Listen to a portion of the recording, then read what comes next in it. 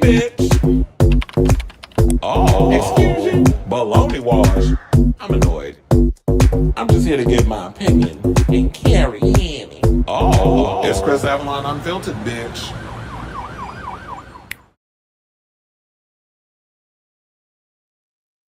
Yo, welcome and happy Wednesday. It's your boy Chris Avalon, and welcome to a brand new episode of Chris Avalon Unfiltered, the show we basically talk about all things going on in celebrity news and hot topics.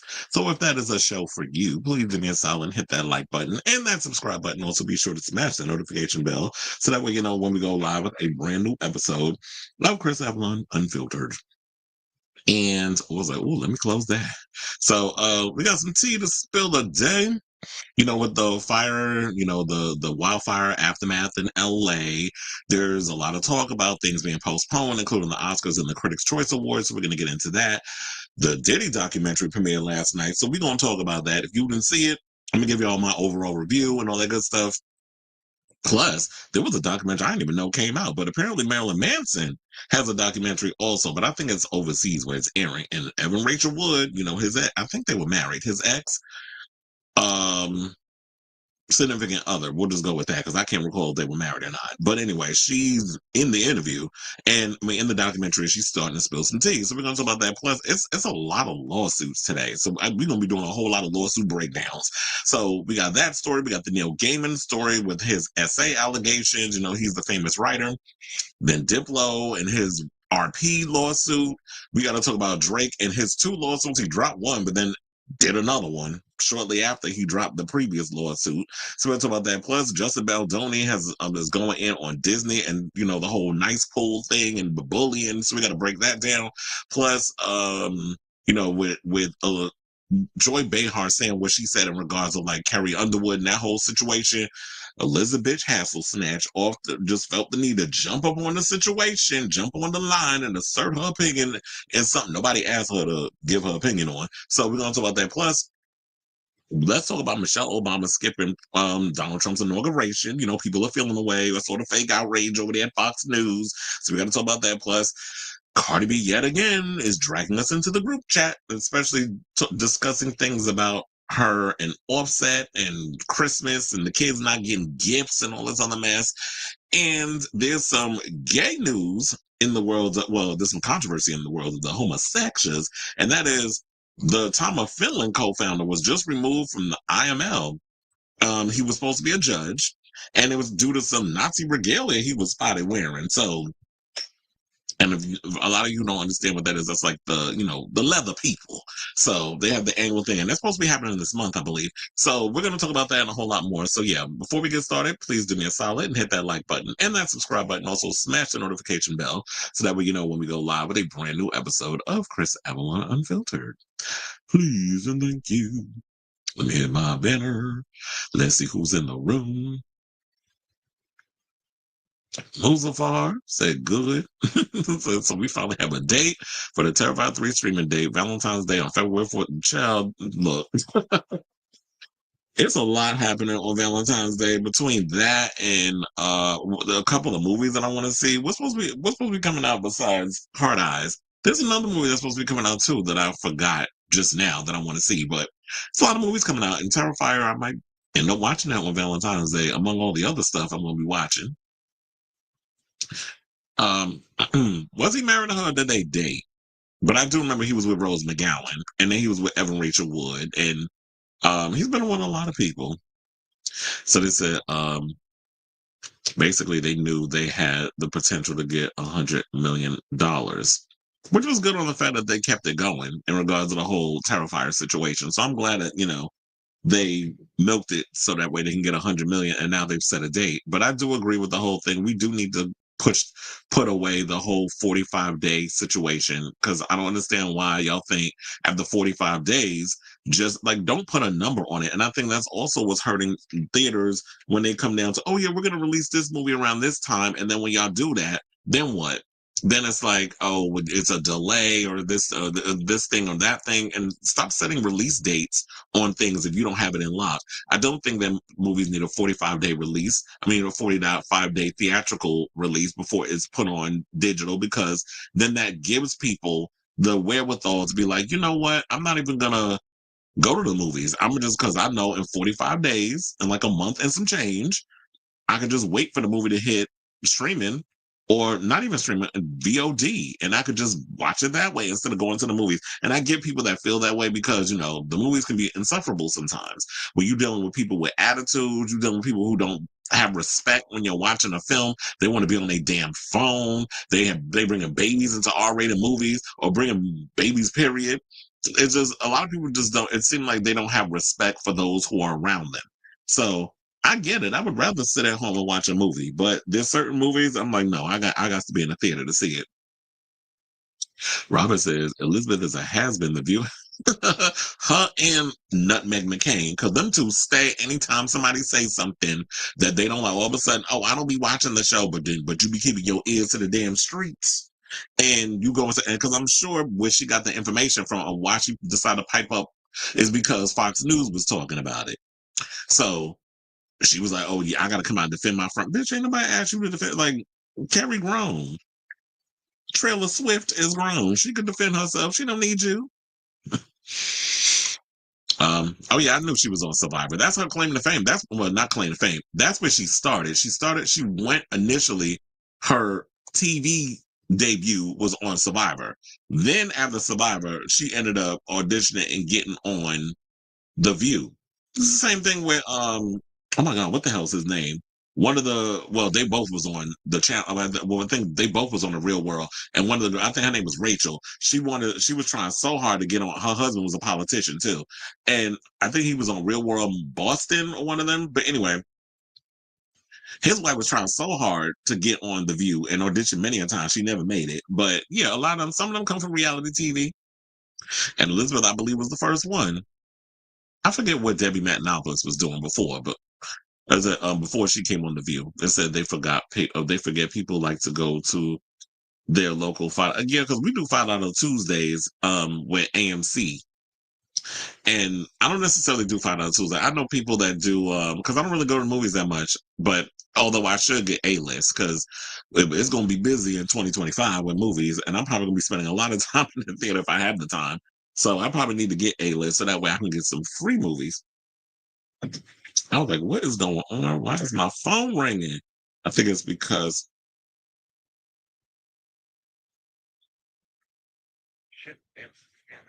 Fine. Jesus Christ. The thing that's annoying about my job is that um they'll be like putting out vortexes and stuff for ships, and then the second the phone rings, they'll be like, "Oh no, it's no longer available." I'm like, "You're full of shit. Go fuck yourself." Maybe I shouldn't be saying this live on air. But anyway, um, okay, let me finish these. I said I hate when people talk through movies. Yeah, I remember seeing a lady with a 5-year-old when I went to see the last Scream movie. Oh yeah, that would piss me off. And I hate the double standards. The Trumps weren't there for Biden's. Well, we'll talk about all that later on when we get to that topic. And send my flowers to his funeral. Okay. I'm going to be saying that live on air. But anyway, let's get into the show. And let's talk about the Oscars. So there's rumors swirling, and this is courtesy of like the Daily Mail. So even though there's no actual truth to the situation, we'll just entertain it. So rumors are swirling because, all the wildfires and stuff that's going on in LA. I think they put it out, but I think they still have like hot spots and all this other stuff. So they got to be aware of that. That they're saying that it's a possibility that the Oscars could get canceled this year for the first time in its 96-year history. I can't believe the Oscars have been around that damn long. And we still doing, first woman, first man, first this, first that. I mean, in almost 100 years of cinema even existing. That tackles me. But let's just focus on this. So according to the Daily Mail, which got this from the U.S. Sun, by the way, so we could take this with a grain of salt. They said the 97th Annual Academy Awards face an unprecedented crisis as official Academy Award committees, led by A-listers including Tom Hanks, Meryl Streep, Steven Spielberg, and Emma Stone, are monitoring the situation daily. I didn't even know they was on the committee. So they said a secret contingency strategy is reportedly in place for the March 2nd award ceremony to be called off, as per the U.S. Sun. Now, there's a growing concern and proceedings with the glitzy Oscars 2025 bash could be seen as tone deaf given the recent destruction. The board's main concern at this time is to not look like they are celebrating while many Los Angelinos are dealing with heartbreak and unimaginable loss, an insider told the publication. And certainly if the fires went out in the next week, the reality is that the city is still hurting and will be dealing with the pain for months. So they said, so the hierarchy decided that the focus will be support and fundraising when the right opportunity presents themselves. The insider added that the very thought of having a waiter, a poorly paid innocent who has lost their home, serving delicate Wagyu burgers and sliced cucumber sandwiches. Oh no, y'all not being specific with the food choices. Sidebar, when I went to that drag race premiere, oh my god, the little finger foods that they had, I had to say was delish. I don't know what the hell I was eating, but it was good. So when you go to these type of events, they do serve some good food though. I ain't gonna hold them. So they said there are 17 separate branches of the Oscar committee who realize that in the worst case situation, the fires could continue for weeks, prompting disastrous and cataclysmic issues for LA and Hollywood where the awards are staged. Now, the source added that the situation is being monitored with some well-known faces consulted and that everyone is so up in the air that anything could happen. Now, even if the award ceremony proceeds, the extravagant $171,000 goodie bags will be eliminated as they have been deemed in bad taste by board members. These lavish gifts include a 3-night stay at the Swiss Alps, beauty treatments, exquisite jewelry, and a $1,220 barbecue grill. Oh, y'all just be giving out good good stuff. But then we got celebrities out here complaining that they don't have the money, the wherewithal to financially support themselves. Like we had Jaima Hansu out here, and I'm not trying to diminish what his experience is, but he's talking about that he's still underpaid in Hollywood, and he's been making movies for 2 decades. I mean, yeah, we can say racism probably plays into it, but for the most part, you know, that's what his recent situation was. And we've been dealing with, a lot of the performers saying that they're not getting, and not everybody is at the level of where you see a Will Smith or Julia Roberts or a Sharon Stone or a Matthew McConaughey or even a Glenn Powell. I had to throw, and so it's Timothy Chalamet. I want to throw some new people up in there because I was naming like the icons. But there are people that are SAG-AFTRA members that are working actors or people who pay their dues that are struggling. So I could definitely understand like why some of this stuff will come in handy. Now, regarding this story, do I think they should cancel the Oscars? First of all, the Oscars is not until March. We're still in January. So anything can happen within, I would guess, how far away could we say? Because we're in the week of the 15th. I would say that's probably like 6 weeks away, I would say, from making like anything of that situation. I don't think they should cancel the Oscars because it's funny, like everybody's in this whole situation. Oh, have sympathy, have empathy. And believe me, I do in regards to the situation. Anybody who loses a home, that's the most devastating thing, regardless of your financial status, because it's not a lot of rich people who are only affected. It's people who live in those areas are not necessarily, everybody is not a celebrity. I do despise the fact that we have a lot of politicians out here like Donald Trump and JD Vance and all that damn makeup he be wearing, and that asshole out in Florida, Dumb Santis, politicizing this whole situation and making it about politics, gay people. It's their fault. They didn't say that, but some idiot on the news was trying to blame it on the gays. Then you had dumbass Megyn Kelly making homophobic comments towards that firefighter, the fire chief, the lady. And so when you got people out here just doing stuff for clicks and not shits, but clicks and likes, that was a Freudian slip. For clicks and likes, it's irritating when y'all do that. It's not about politics because guess what? Regardless of who was affected by this, who knows where they lean politically. And then you got Mike Johnson up in here talking about he going to withhold aid and all this other stuff. I'm like, what? First of all, that ain't even your money to be playing with. If this is money that we, the people, are pumping into the system, how are you sitting up here talking about what you withholding and not withholding? Who are you to even make that decision? So I get annoyed in these situations where people are out here literally trying to politicize this thing when it's like, this is not a political situation. These are people who lost their homes. And I understand, like, you know what, it's Hollywood, the show must go on, that sort of thing. And these people have worked so hard in these films and they have a right to celebrate their moment. They have a right to go to these events, but maybe they should do like, what was the other thing that they said they were going to do? Oh, I think it was the Grammys. Why don't they just make it like it's a charitable situation where the people they do something for proceeds to go to this thing or whatever the case is, similar to what the Grammys is doing. Maybe follow in that footstep, make it more of a charitable thing. Make it. I mean, I don't think everybody should just be around somber and sad all night, being like, "Oh, the devastating fires," because it's like, who wants to be up in doom and gloom?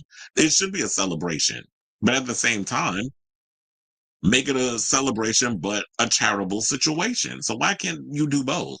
Why is it that, oh well, if you're having a good time and you're celebrating, that means you're gloating?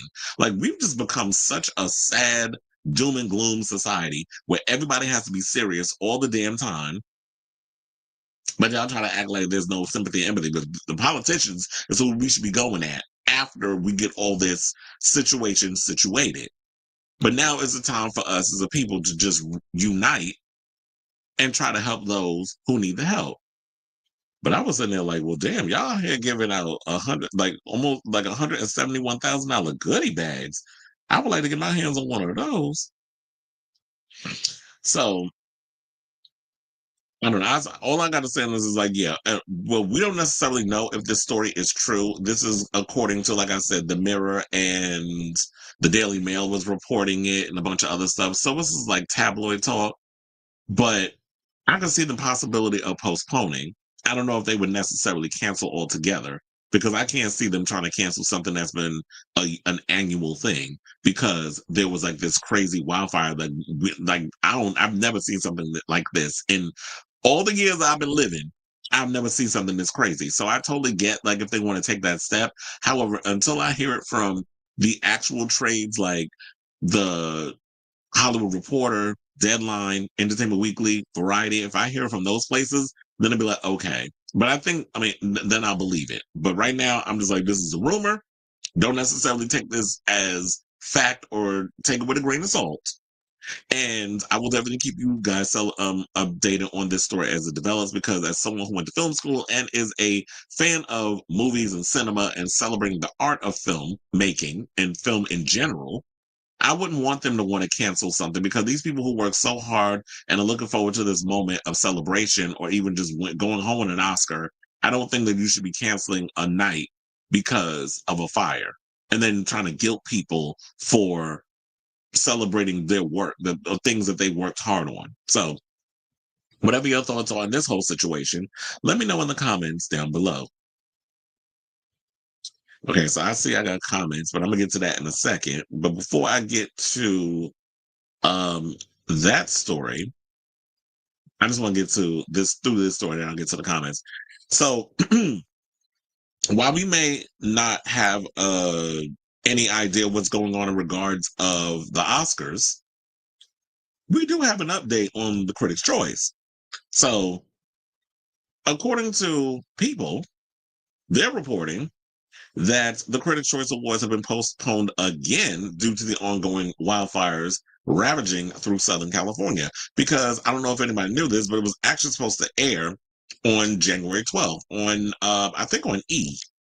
And Chelsea Handler was supposed to host. However, and then I believe they had moved it to, I think, the end of January, but now comes word that they've moved it to February. So it's been moved again. And I'm like, look, if they could do that with the people's choice, I mean, the critics' choice, they can do that with the Oscars. So they said the show is moving to a later date. This is what a source with knowledge of the annual award show told People. Now, according to Deadline and Variety, the ceremony has now been pushed to February with an exact date expected to be announced in the forthcoming days. The initial ceremony was set to broadcast live on E on Sunday, January 12th, and stream on Peacock the following day, with Chelsea Handler serving as host, as I told y'all earlier. Now, a day after the Palisades fire broke out only miles from the Barker Hangar in Santa Monica, where the event was set to occur, the Critics' Choice Association pushed it back to Sunday, January 26th, before it was rescheduled again. Now, Critics' Choice Association CEO Joey Berlin expressed his condolences to those affected by the wildfires in a previous statement, saying this unfolding tragedy has already had a profound impact on our community. All of our thoughts and prayers are with those battling the devastating fires and with all who have been affected. So, and then they also said the leading film nominees, for those who are not aware, for the 2025 Critics' Choice Awards are Conclave and Wicked, with 11 nominees each, and Dune Part 2 and Emilia Perez following suit with 10 nominations each. It's funny because I was just, I've seen Conclave, and I thought it was a great movie. Definitely check it out if you can. I think Conclave, if I'm not mistaken, is on Peacock. So if y'all get a chance, definitely watch that movie. I know some people will consider it boring, but it is one of those heavily dialogue, dramatic type movies. So it's a lot of talking. If you have the patience to sit through it, like a lot of dialogue heavy films where there's not a lot of action and blowing up and all that other stuff, then yeah, Conclave is a good movie. I still haven't seen Wicked though. Doom Part 2 I absolutely loved. Emilia Perez I haven't seen, although I am hearing a lot of controversy surrounding this movie where, people had issues with the songs, saying the songs aren't good. There's the fact that they had this French director directing this movie and didn't even do research on Mexico and this whole story or whatever, and didn't even shoot it in Mexico, shot it in France, I think.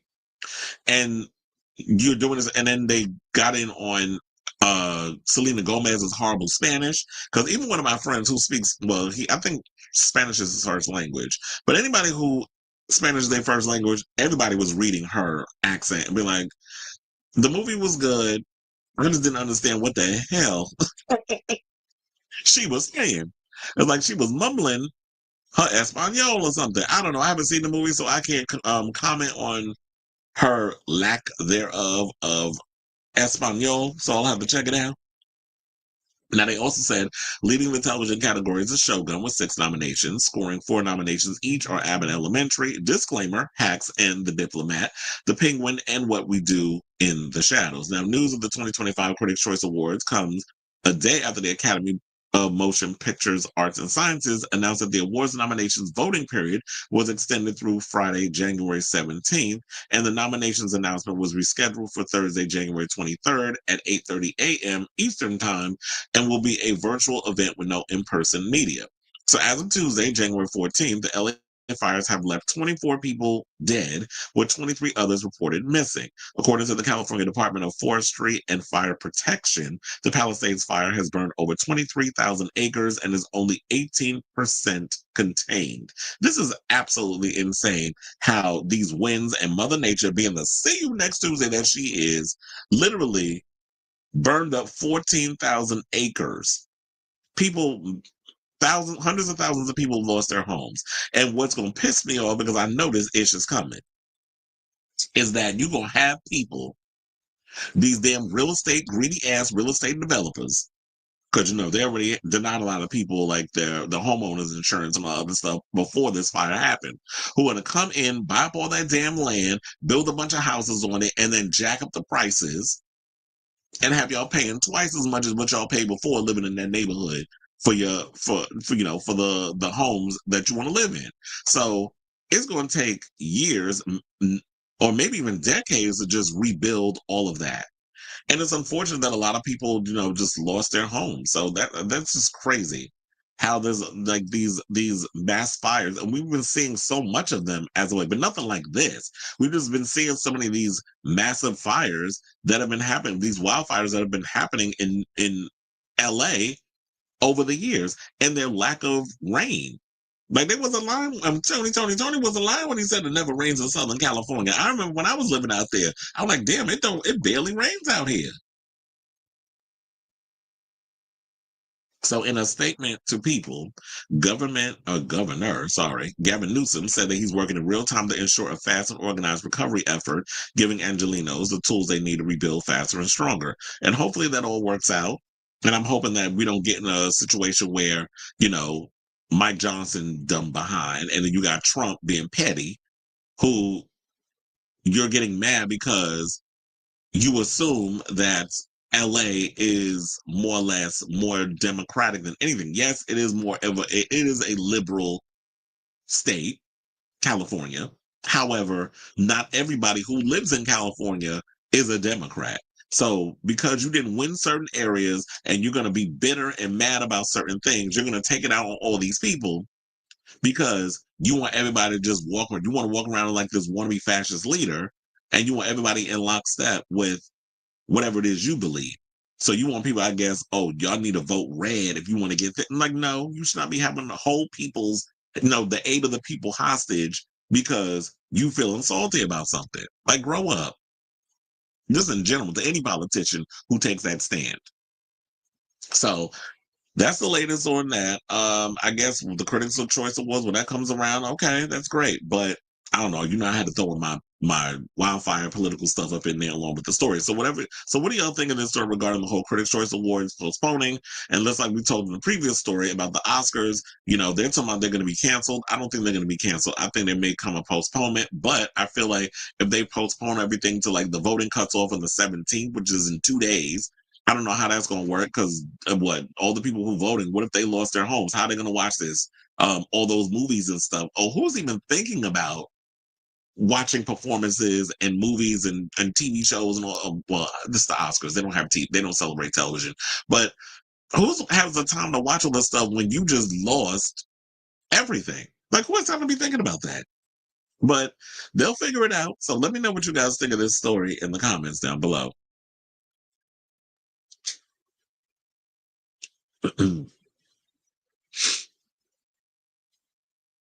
Yeah, so Felix says they're still doing the Grammys, but all the money raised will go to the wildfire relief charity. That's what I said. Just do something charitable. I feel like the Oscars should take the same thing because it's like if you throw a little charity up in it, then those who are less charitable that want to be critical, they won't have anything to say on that. Basically, start voting Republican and fire the governor and the mayor, but Mayor Bass isn't the mayor of LA. No, she's not. And that's why people was clowning dumbass Chloe because she tried to go in on her and like, sis, you're not even the mayor of your jurisdiction. Like, what are you talking about? And then there was another story where Danny Trejo went in on Kim because he felt like she was using that opportunity because they already dragged her for promoting Skims during the wildfire, and then she tried to clean it up by all of a sudden trying to act like she gave a damn about the inmates who were putting out the fire. And he was like, "This is not a time and a place for you to be trying to politicize this stuff. Like, we need to be worrying about the people and working them together." I was gonna bring that story up in here, but I was like, I have way too many topics, so I might bring that into tomorrow's show. So I'll hold on to that. But I just want to give y'all like a little, it just slid into the conversation. Megyn Kelly doesn't want women or obese people saving her life. First of all, I don't look. I'm no shame, but if Megyn Kelly's house was on fire, I'm leaving her ass because it's like the dumb shit you say. The less dummies we have in this world, the better. So, who said that? First of all, you can't be overweight working in the fire department. There's literally a fire department that's like a block away from the garden, and I walk past it because usually I'm always coming from the subway to go to get my coffee. Whenever I stop at a coffee shop on my way to the garden. And there's a fire department on the side. And I be seeing the men that be coming out of there, and they're not fat. So what the hell is she talking about? You trying to go on to her because she's got this masculine presenting demeanor. Yeah, she's a lesbian. So what are you talking about? You talking about no overweight people? Like they just be saying the dumbest shit for a click and a like. Like you had Nancy Mace behind. And I really hope that Jasmine Crockett take up on that. Like, yeah, okay, bitch, let's go outside. Because you ain't gonna win. Just looking for a moment. Grifting, Robert Barron wanna be having ass. Except the Critics' Choice Awards is the most irrelevant and boring award show. Well, I was thinking that too. I'm like, so you know what? Finances kept some of these award shows is kind of boring anyway. Like, who cares whether or not if they cancel the Critics' Choice Awards? I'm like, all that matters to me would be the Grammys and the Oscars because that's like the Super Bowl. You know, the Grammys is the Super Bowl of music, the Oscars is the Super Bowl of cinema. Those are the ones that I care about. We don't need the People's Choice, the SAG-AFTRA Awards, the Golden Globes, the Who Award Best Award. Like y'all come out with like these 50 million awards, and that was cute or whatever back in the day before social media when we had all these 59,000 award shows. Remember when we had the Blockbuster Awards? Like we had an award show that celebrated from Blockbuster Video.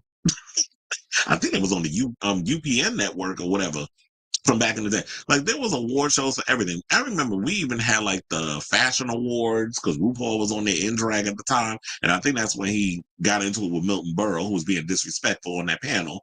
And we had the Source Awards. Like there was so many award shows back in the day. We don't need a lot of them anymore because y'all don't, the majority of the people don't care about no award shows, not like that. Well, we slammed Nancy Bates, a woman from the South, thinking she knew exactly what the hell wasn't it what was it Jasmine Crockett was saying, because how many times on this show I say child, y'all already know like I'm not talking about literally a child, and she knew what was going on too. You were just looking for that moment. Had lint on my damn mic. It's like, you were just looking for a moment to go viral because you don't pass policy. She ain't no different than she's like trying to be the next Marjorie Taylor Greene. That's what she's trying to be. I mean, y'all both built like a stack of bricks any damn way, so you're on your way. Because I was gonna be like, yeah, let's take it outside, because I'll beat your ass, and then she's gonna try to play a Karen move, and then she'll be, um, oh yeah, I do know like she didn't speak Spanish because she did say in her interviews when people were being very critical, because I remember when people were criticizing her hard over the Spanish. That was like around the time the movie came out, and she said that she was like, I had 6 months to learn to speak the language and all that stuff. But I would have been like, who speaks Spanish worse, her or Hannaford?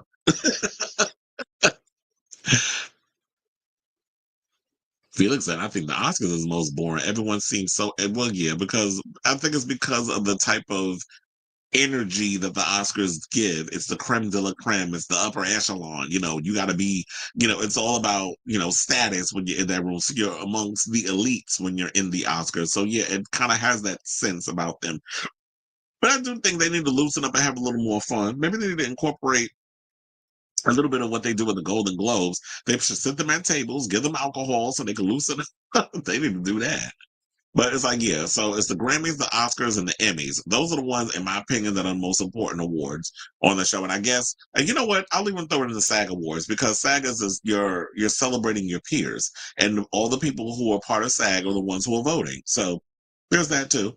Nancy knew what she meant, and so did everybody else. Kudos. Well, you know what? Because she's an idiot. And she's an idiot.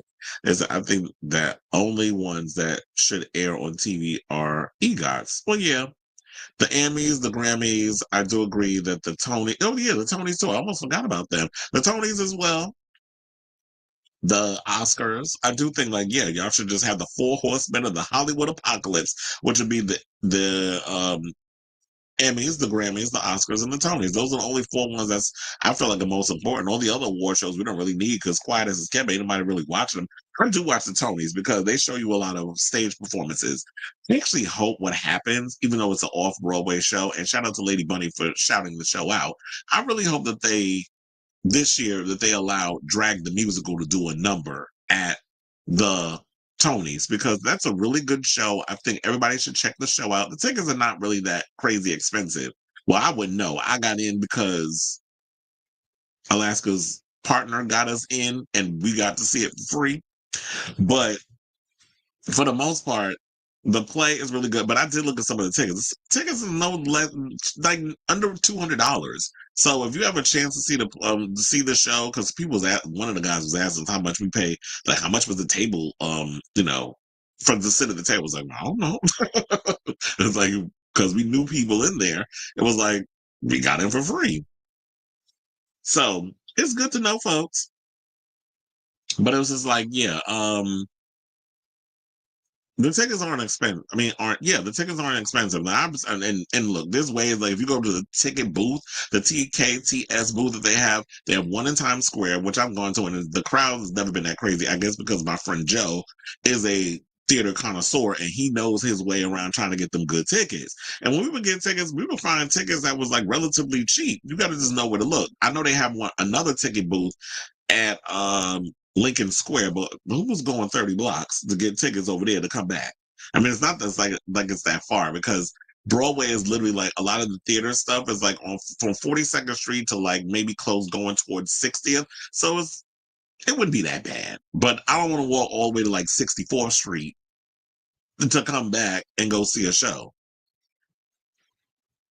But yeah, I'm actually hoping they give that show some light because it is a good show. I'm sure it's selling out like crazy. Right now, Jimbo is performing in Alaska's place until Alaska comes back in a couple of weeks. But I saw like Lady Bunny posted something about it on her Facebook, and I'm like, I was like, oh, you saw it too? But y'all already know I went when Frankie Grande was there. He said Child Selena Spanish was given monolingual henna fatigue. Embarrassing. They cast who they cast. At least queer cast real Mexican. Okay, because you could have put uh Omar Apollo sexy ass up there. I want him to sit on my face so damn bad. I know he tall, like 6'4", but I'm like, ooh, the nasty things I would do to Omar Apollo. I don't know. This is something sexy about that boy. But and he grown, so I can say that. And he said movie awards are more serious, not like not like music event where it's okay.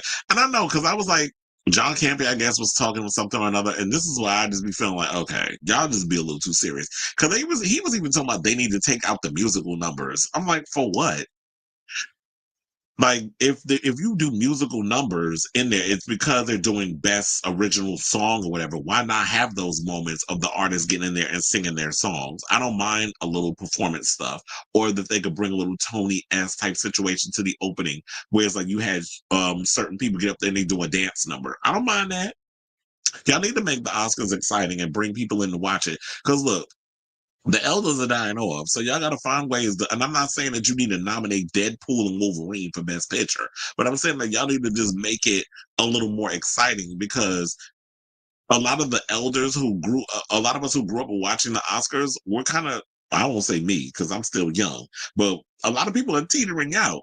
And you got to think about, okay, so Gen Z, Gen Alpha, Gen Beta, like when the decades keep rolling around, are they going to give a damn about the Oscars, or how will people receive a lot of these award shows, especially with streaming and the internet and that how people watch things? Because I don't watch. I mean, I won't be watching the Oscars on television because I don't have cable. Well, I guess I'll be. Well, they said they actually want to show it live in real time, so I have Hulu. I don't even know if my Hulu does live. I know Paramount Plus does. So that's how I watch a lot of those shows. I said, "Oh, I gotta close all of this." Okay, so let's move on. We'll get back to I said that was it with the comments. Okay, so now speaking of streaming and things of that nature, let's take a gander over to Peacock because yesterday they aired the Diddy documentary over at Peacock. So last night, I sat down and watched it. Well, actually, technically, it was this morning because I didn't even know that it was out until I happened to see something online. I was like, "Wait, the documentary came out?"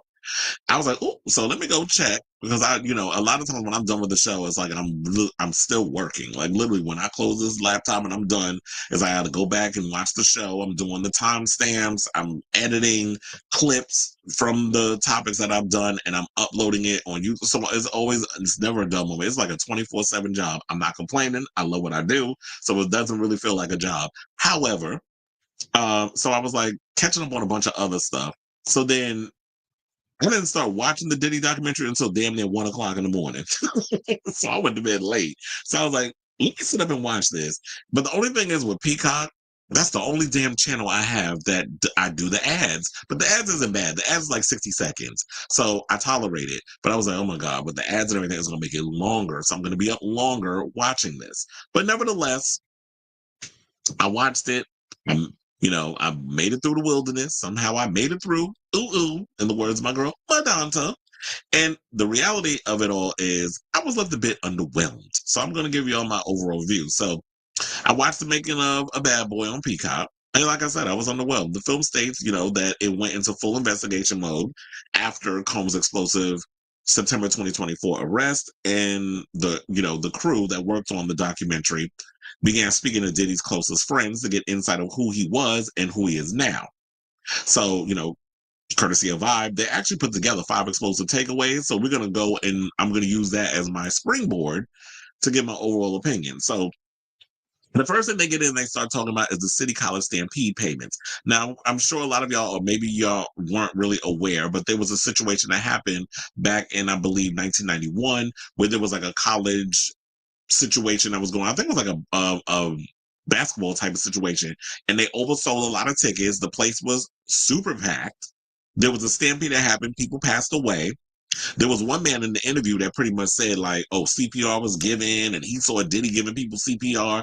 And then one of the other guys who was Diddy's security, Gene Deal, who we've heard from a lot. Like I know he goes on Vlad TV and he's been on a bunch of other YouTube channels, because that's why I was like, when he was talking a lot about something, like we already knew, well, I already knew it because he's been talking for years about Diddy and a lot of stuff that transpired at Bad Boy when he was working security.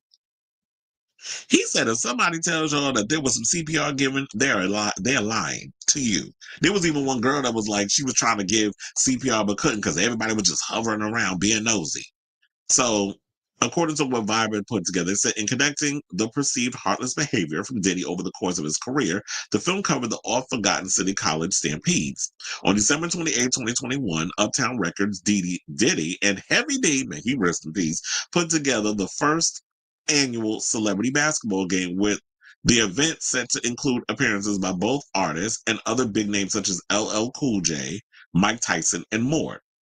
On the day of the event, 5,000 attendees attempted to get inside the school gym and had a maximum capacity of 2,730. Now, fans and students grew impatient as they waited for the doors to open and bum rushed the gymnasium, leading to a massive crowd rushing through the stairwell into the gym, resulting in a stampede. The stampede turned deadly as 29 people were crushed underneath the excited fans, with an additional 9 students dying. Now, Peacock explored how Diddy denied any wrongdoing in the tragic event, with people accusing him of promoting the event as if it were a 10,000 person capacity, overselling tickets, and not having enough security for the event. Combs was hit with a plethora of lawsuits, with families demanding that he be held accountable for his hand in the incident. But that's not where it ended. So now one family in particular, which was the family of Sonia Williams, was pissed as, the student was killed as a result of the stampede.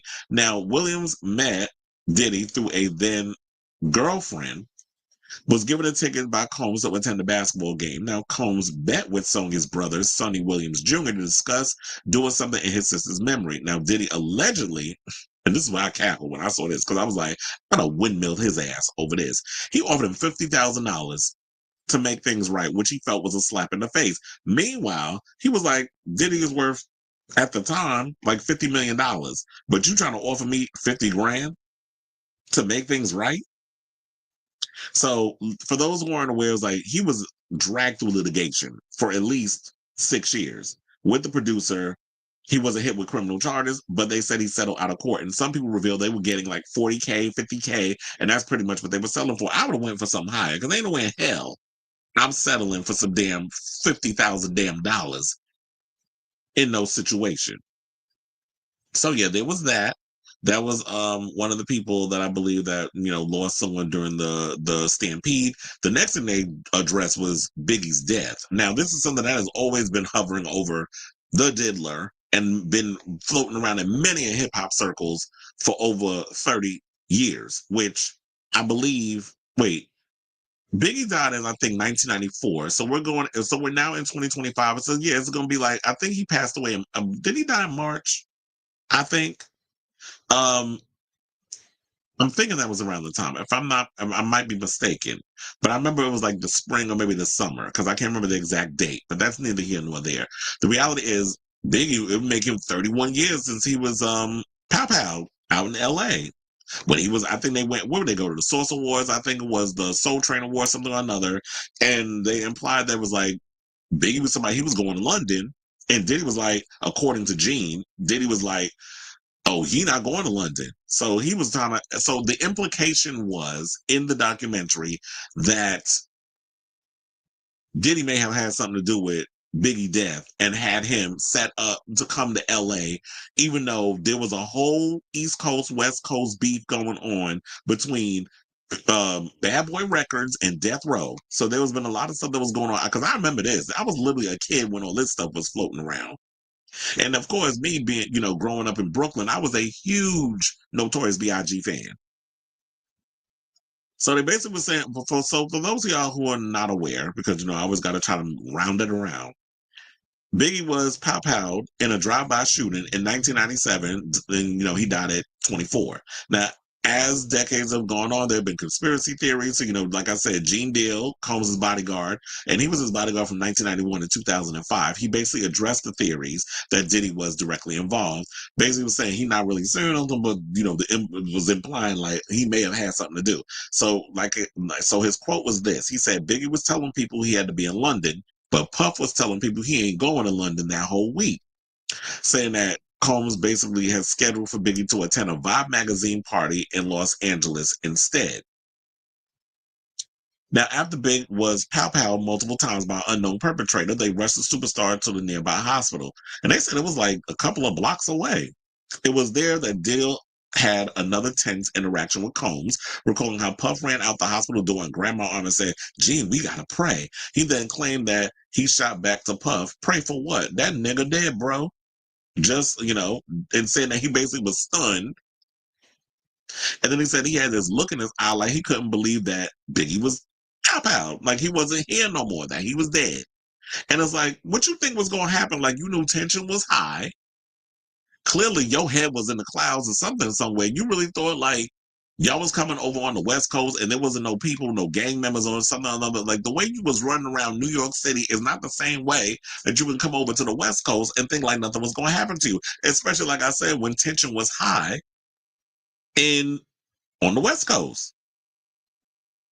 So then the film's producer then asked Dill if he thought Diddy was directly involved with Biggie's death, which he asserted. I think that he placed Big in that atmosphere. So did he directly have something to do with it? He could have. So then another thing, because I was like, yeah, I already knew about all that stuff growing up, and I think that's always been kind of like this conspiracy, and I guess we'll just call it that for now because there's no proof on whether or not Diddy was involved. But looking back on a lot of things, especially, when you look at someone like Biggie, who was at the height of his career with his second album, I don't think Life After Death even came out yet, if I'm not mistaken. He was worth more dead than alive. And a lot of people was talking about, the whole situation with him talking about, oh, I'm gonna give them their publishing and all that other stuff for the music after he done squeezed all the juice out of the damn lemon. And I had people that I knew that was all gullible, believing all of it. I was side-eyeing that whole damn thing. I'm like, I don't trust nothing with this whole situation. And then we come to find out that, my gut was correct, because with the whole situation came strings attached. The NDA, he wanted nobody to tell what transpired behind the scenes in Bad Boys, so that's the only way you was gonna get your publishing back. And didn't Aubrey reveal like he tried to offer her $400 damn? She like, what I'm gonna do with that? To get the publishing for Danity Kane, because they co-wrote a lot of them songs. So speaking of the band or making the band, let's get into the band, because one of the girls, oh yeah, that's Biggie. Let's get to the other picture. So let's get into the band, where Sarah Rivers revealed that the diddler groped her. Now we all know making the band too. That was when they did because they had the original Making a Band. That was when they was doing a boy band thing, and that was Lou Pearlman's thing. And then of course the colonizer Diddy is, because he always takes something that already been done and just put his own little stamp on it, kind of like how majority of his music is taken from the catalog of Motown. Like, ain't a sample he ain't used that hasn't been a hit over there at Bad Boy. But the MTV, the show originally, they had like they were doing like the boy band thing. That was Lou Pearlman's thing, and then Diddy came over and revived it. And then first he started with the band, and then he went in and did with Danity Kane. But let's focus on the band. So Sarah came out and she was interviewed, and revealed that Diddy groped her, allegedly. So she said the incident basically, I was by myself, she emotionally recalled. He touched me in a place that he shouldn't have. That was inappropriate. I felt intimidated. I felt, oh my God, what the heck just happened just now? I'm definitely nervous because, like I said, I haven't said anything for so long and it's built up. It's been 20 years of going through my mind that this has happened. That happened.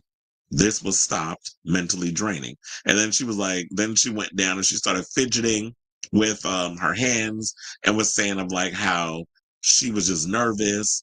And I could definitely understand, like, if somebody touched you inappropriately, like your body language would be a little crazy. So I'm not gonna hold her too hard on that. I just feel like, in my opinion, and I'll reiterate this later on, I just feel like maybe production should have pressed her for a little more details. But then some people probably feel like, but I'm like, look, if you're making accusations against somebody did something, I would have liked a little more detail on like what specifically did he do, unless there's a lawsuit coming or something or another. But she's just talking about this. But anyway, so she also claimed that she saw him verbally abuse some of the bandmates at various times in 2002 to 2004 while on the show. She said the woman claimed that he made several eyebrow-raising remarks that made her question his character. So remember, like, some people even side out of the situation, but I don't think we thought of it as a big deal. We just thought, like, remember the cheesecake thing, where he made them walk from Manhattan all the way to Brooklyn to Junior's to get him some damn cheesecake. We all gagged with that because we thought, okay, this is good TV, or I don't even think my mind could even wrap myself around. Now I look at it, it was like, okay, at the time it was good TV, and it was just despicable on his damn part, and he was doing that to test y'all because he was using his power in that situation. But back then, I think I was looking at it as like, how bad do y'all want this? This is a once in a lifetime opportunity. You have to realize this is pre-internet. Like a lot of people can get famous way easier on social media than back in the day. Back in the day, we had to have an American Idol where you had to go in an audition and have the opportunity to be on TV, or you had to, reality TV was the way that you got to make your dreams come true. In other ways, you had to build things from the ground up. It wasn't as easy as things are now. So I totally get, like, in their head, they're like, this is gonna be my one shot and I don't want to ruin it. So we're just gonna go along with it. But she said this. She said, when he got angry with one of my band members, he said, you make me so mad, I want to eat your flesh. And then he said to another one of my band members, he said, you're rolling your eyes. I could get a crackhead and pay them $20 to smack the shit out of you. Who says that? That's crazy. So, he was saying all kinds of, I said, child, that sound about right. And then there was one time where they showed like video footage of him having a fit. He was in the studio dancing, and they showed it, like, there was one sequence where it was like red light special up in there, like very TLC. He had the red light special going on, and then a bunch of girls and stuff up in there. And they said when the lights turn red, you know what's gonna happen. The hunting begins, the freak offs and all that other stuff. Then there was one part where I was like, okay, you see, he was a little chunky, and he started talking about Disney and all this other mess. And then you could see, like, he had this big old wedgie in his shorts. I'm like, child, he was like a big girl at the time, and I'm sure that his cheeks was eating them damn shorts, basically. So now, the other thing that they brought up was a former, they said something about a former Bad Boy employee's mission. So there was a former Bad Boy employee that accused the diddler of, as like, there was some sexual stuff going on, and even said at one point that he had showed him some man on man stuff videos on his phone, and basically was showing him that and leaning closer, was saying like, yeah, so, basically implying like, you gotta, if you want to make it in this industry, there's certain things you got to do, which has always been a thing that is floating around, that, and Wendy Williams used to talk about this a lot, that a lot of these rappers, a lot of artists, a lot of people that work behind the scenes, you want to climb up to the top, you're going to have to bring your knee pads to a lot of those meetings and get to slobbing, or probably part them cheeks. Make sure you cleaned out before he get up in them guts. That's if he's a top. So basically, to get to that, the former Bad Boy employee who remained anonymous, and they basically modulated his voice because he didn't want to get retaliation, whatever. Even though the man in prison, you already know that his reach goes farther beyond that, and they had to reiterate in the documentary. Y'all don't realize how powerful Diddy was, especially when getting the rise from Uptown Records to getting his own label with Bad Boy and hobnobbing with people like Tommy Hilfiger and getting the Sean John line and the liquor line and basically bringing like this whole dynasty aspect to hip hop, because hip hop was all about gangster rap and all other stuff at the time. It wasn't all about the shiny suits and all that other stuff. Diddy brought all of that in. So it changed where he was bringing in extravaganza stuff, fashion, flossing, throwing around money, being on yachts, all that other stuff. Y'all wasn't seeing all that before Diddy brought all that in the picture. He wanted to show off his wealth. And he kind of ushered that whole situation. And then you saw the people coming down after the fact, copying that whole lifestyle. So John Doe told the film's producers that he saw Combs be very violent and had threatened him on various occasions if he ever thought to depart with Bad Boy Records, because there was like a whole blood in, blood out type situation. And I seen that movie. That and American Me.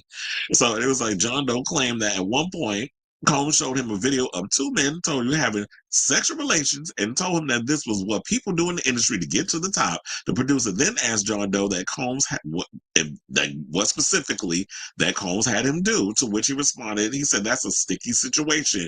This is a very touchy thing to talk about, and I don't really want to comment on that." So here's the thing. This was the thing that irritated, one of the many things, and I'm going to get to my irritations about this documentary in a minute, but I just want to give y'all a breakdown of each situation that happened.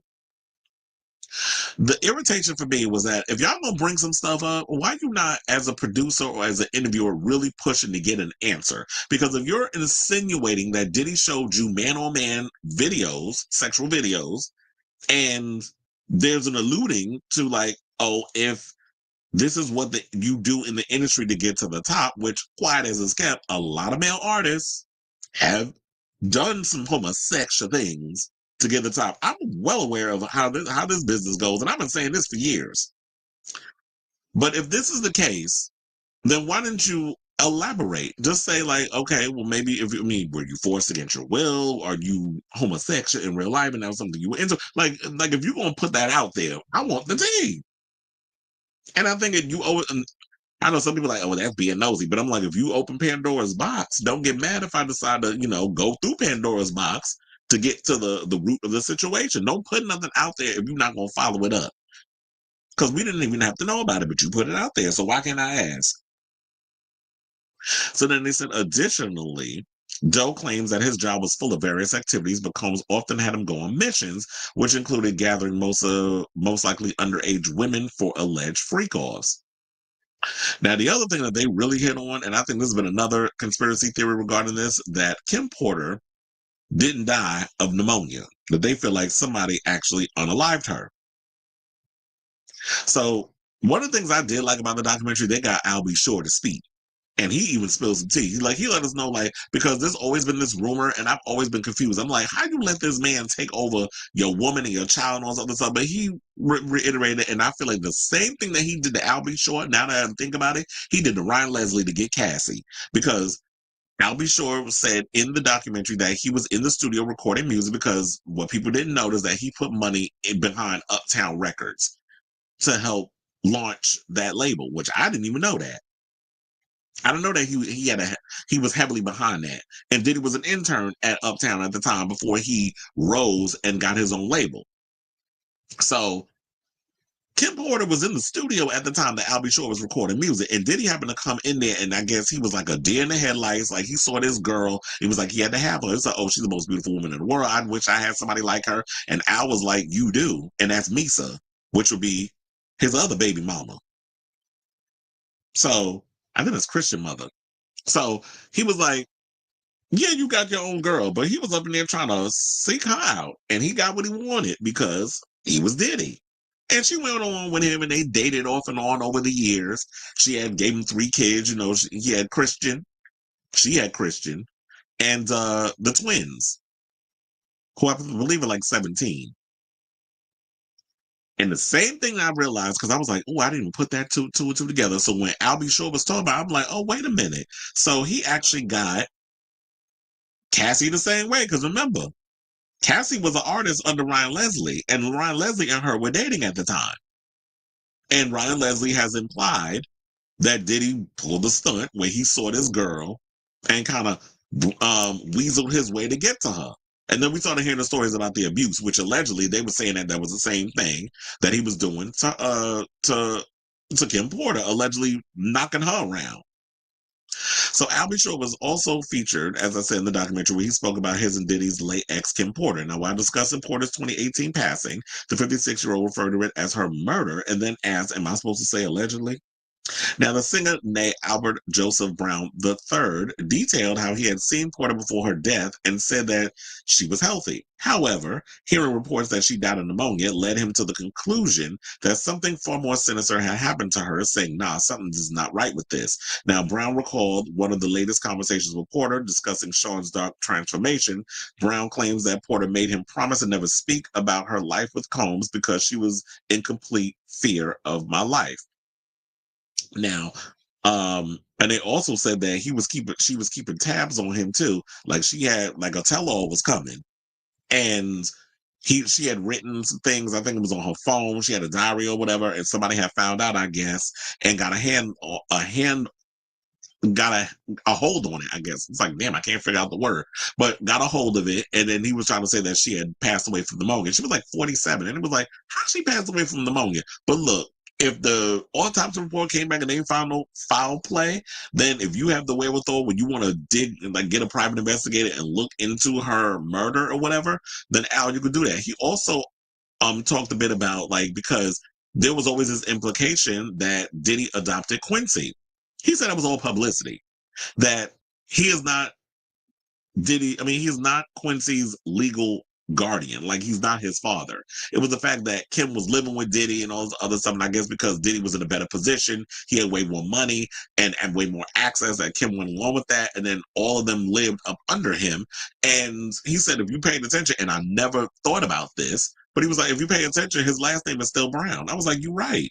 His name is Quincy Brown. It's not Quincy Combs. Because if he actually filed the legal documentation, then he would be Quincy. I was going to say Quincy Jones. May he rest in peace. He would be Quincy Combs. And that's because it sounds similar. That's why I was about to go on that.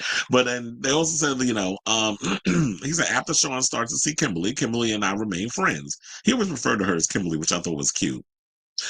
Then she starts to confide in me the way she did. I mean, what she did say is something is not right. His soul is gone completely dark and he's just not there. Now, before her death, she was keeping a diary and things of that nature. This is what the singer expressed. Someone got the passcode to her phone and her computer, and they found out that she was writing what was going on behind closed doors. The documentary points out that Porter's children released a statement regarding her death, saying that there was no foul play and called the allegations that she was murdered false and hurtful. And here's the thing, y'all are kids, y'all don't know the ins and outs of what's going on behind the scenes and all other stuff. So yeah, the kids are gonna do what they gotta do to protect Diddy, because they, he's probably groomed them into thinking a certain way about them versus this other side of himself that other people have seen. So they don't want to believe that Diddy could be capable of other things. So for y'all to release this statement, it's like, it's cute or whatever, but unless you know the wherewithal and things that's going on, I don't think you can pretty much say that.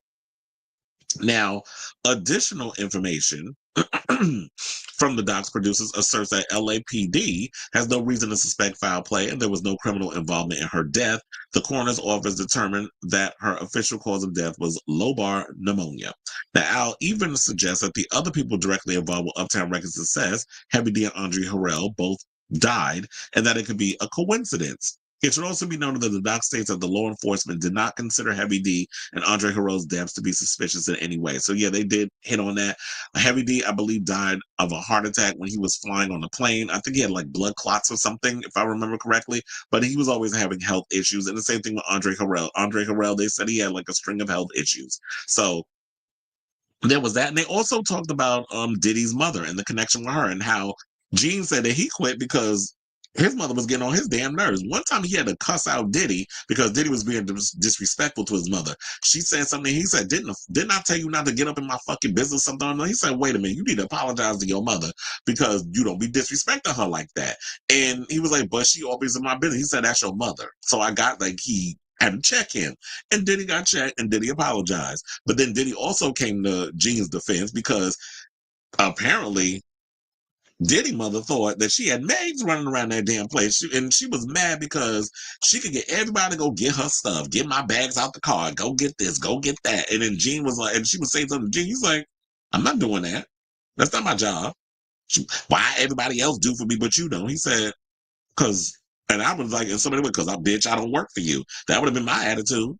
And then Diddy had to come out and be like, why you always picking on him? Why don't you leave him alone? And I think it's because she tried to think like, because of what Diddy has, that's hers. But then again, if it wasn't for his mother, he wouldn't have all the things. Because in the beginning, and I forgot to bring this up too, because we was getting into the highlights of all the 5 parts. So I know this is gonna be a long ass video, but look, it's a lot to break down in the 90 minutes.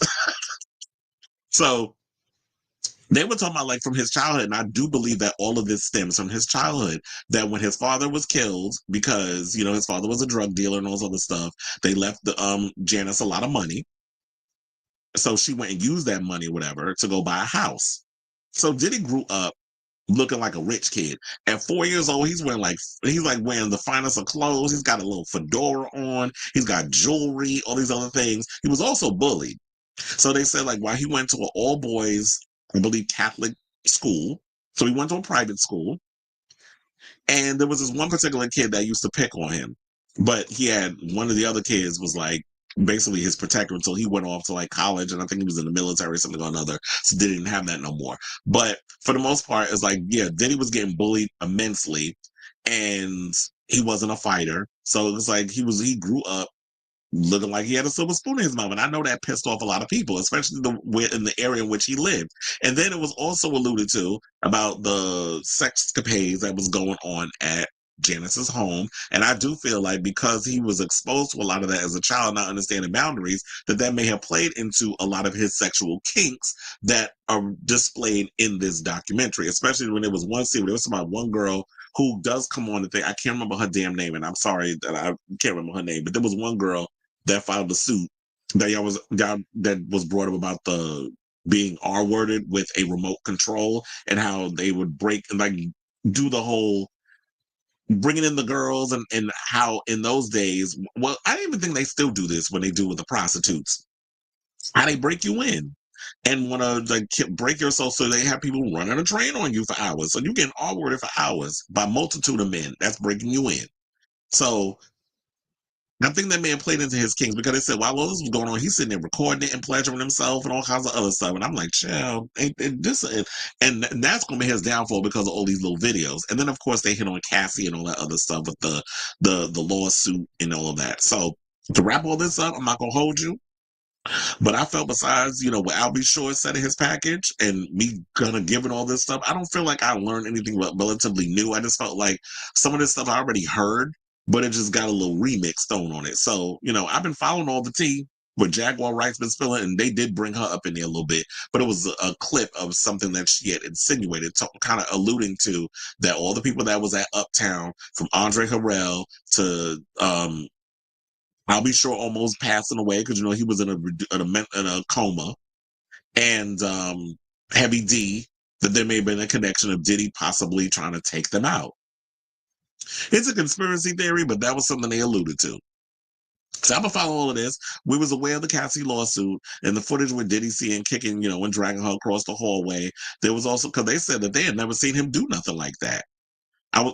But until they saw the video, so people was utterly shocked. They also said I was also aware, of the T Diddy Former's bodyguard. As I said, Gene's deal was spilling because I've been following him for years, and I've seen him in a multitude of interviews. And then growing up in New York, I remember the 1991 celebrity basketball game that triggered a stampede at New York City College, and how the 40K settlement and all the other stuff.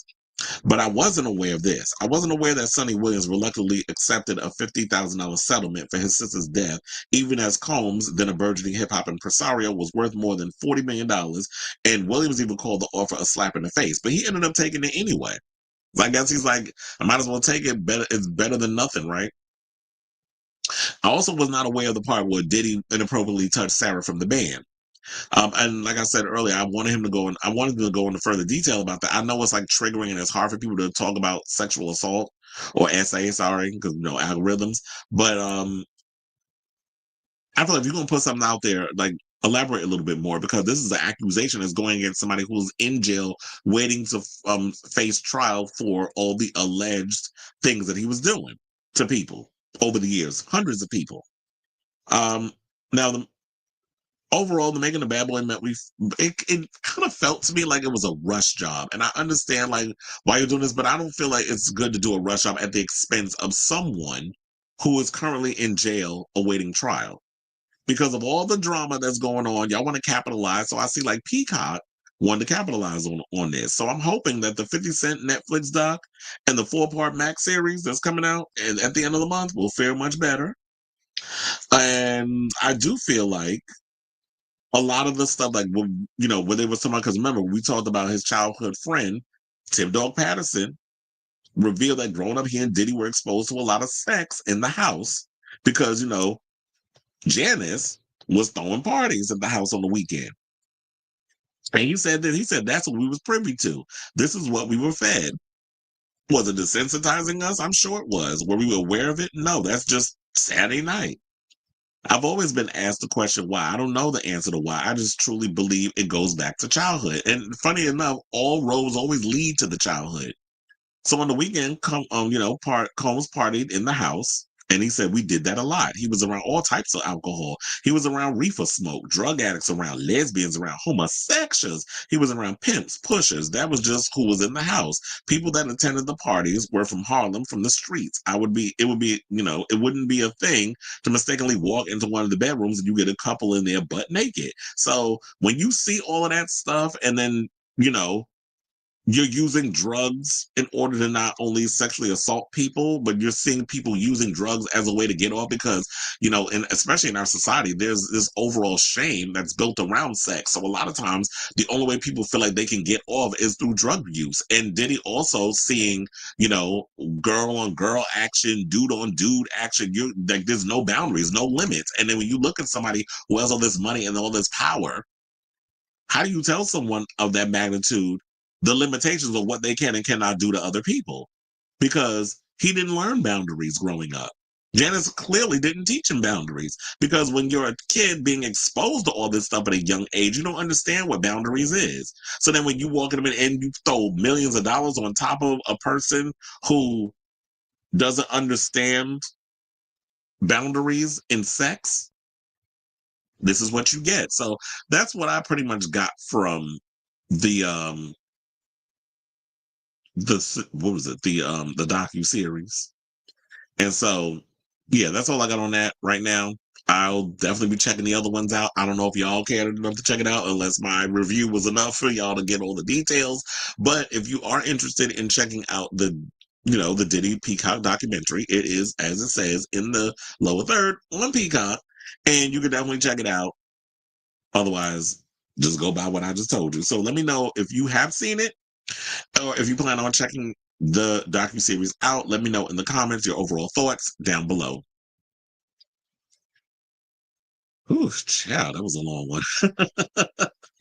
um,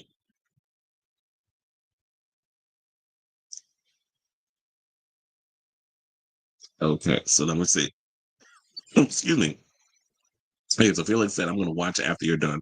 Oh, well, thank you for sticking around to watch me ramble for a couple of hours before you get around to watch.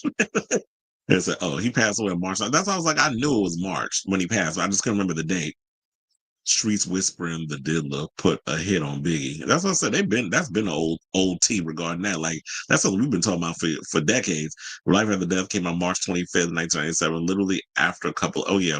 And I was like, I knew it was like I was trying to remember if it was like I didn't realize it was that close though. That it was like he had passed away and then literally in the beginning of the month, and then by the end of the month, his second album came out. Who's worse, Kelly or Diddy? Kelly who? Kelly, oh,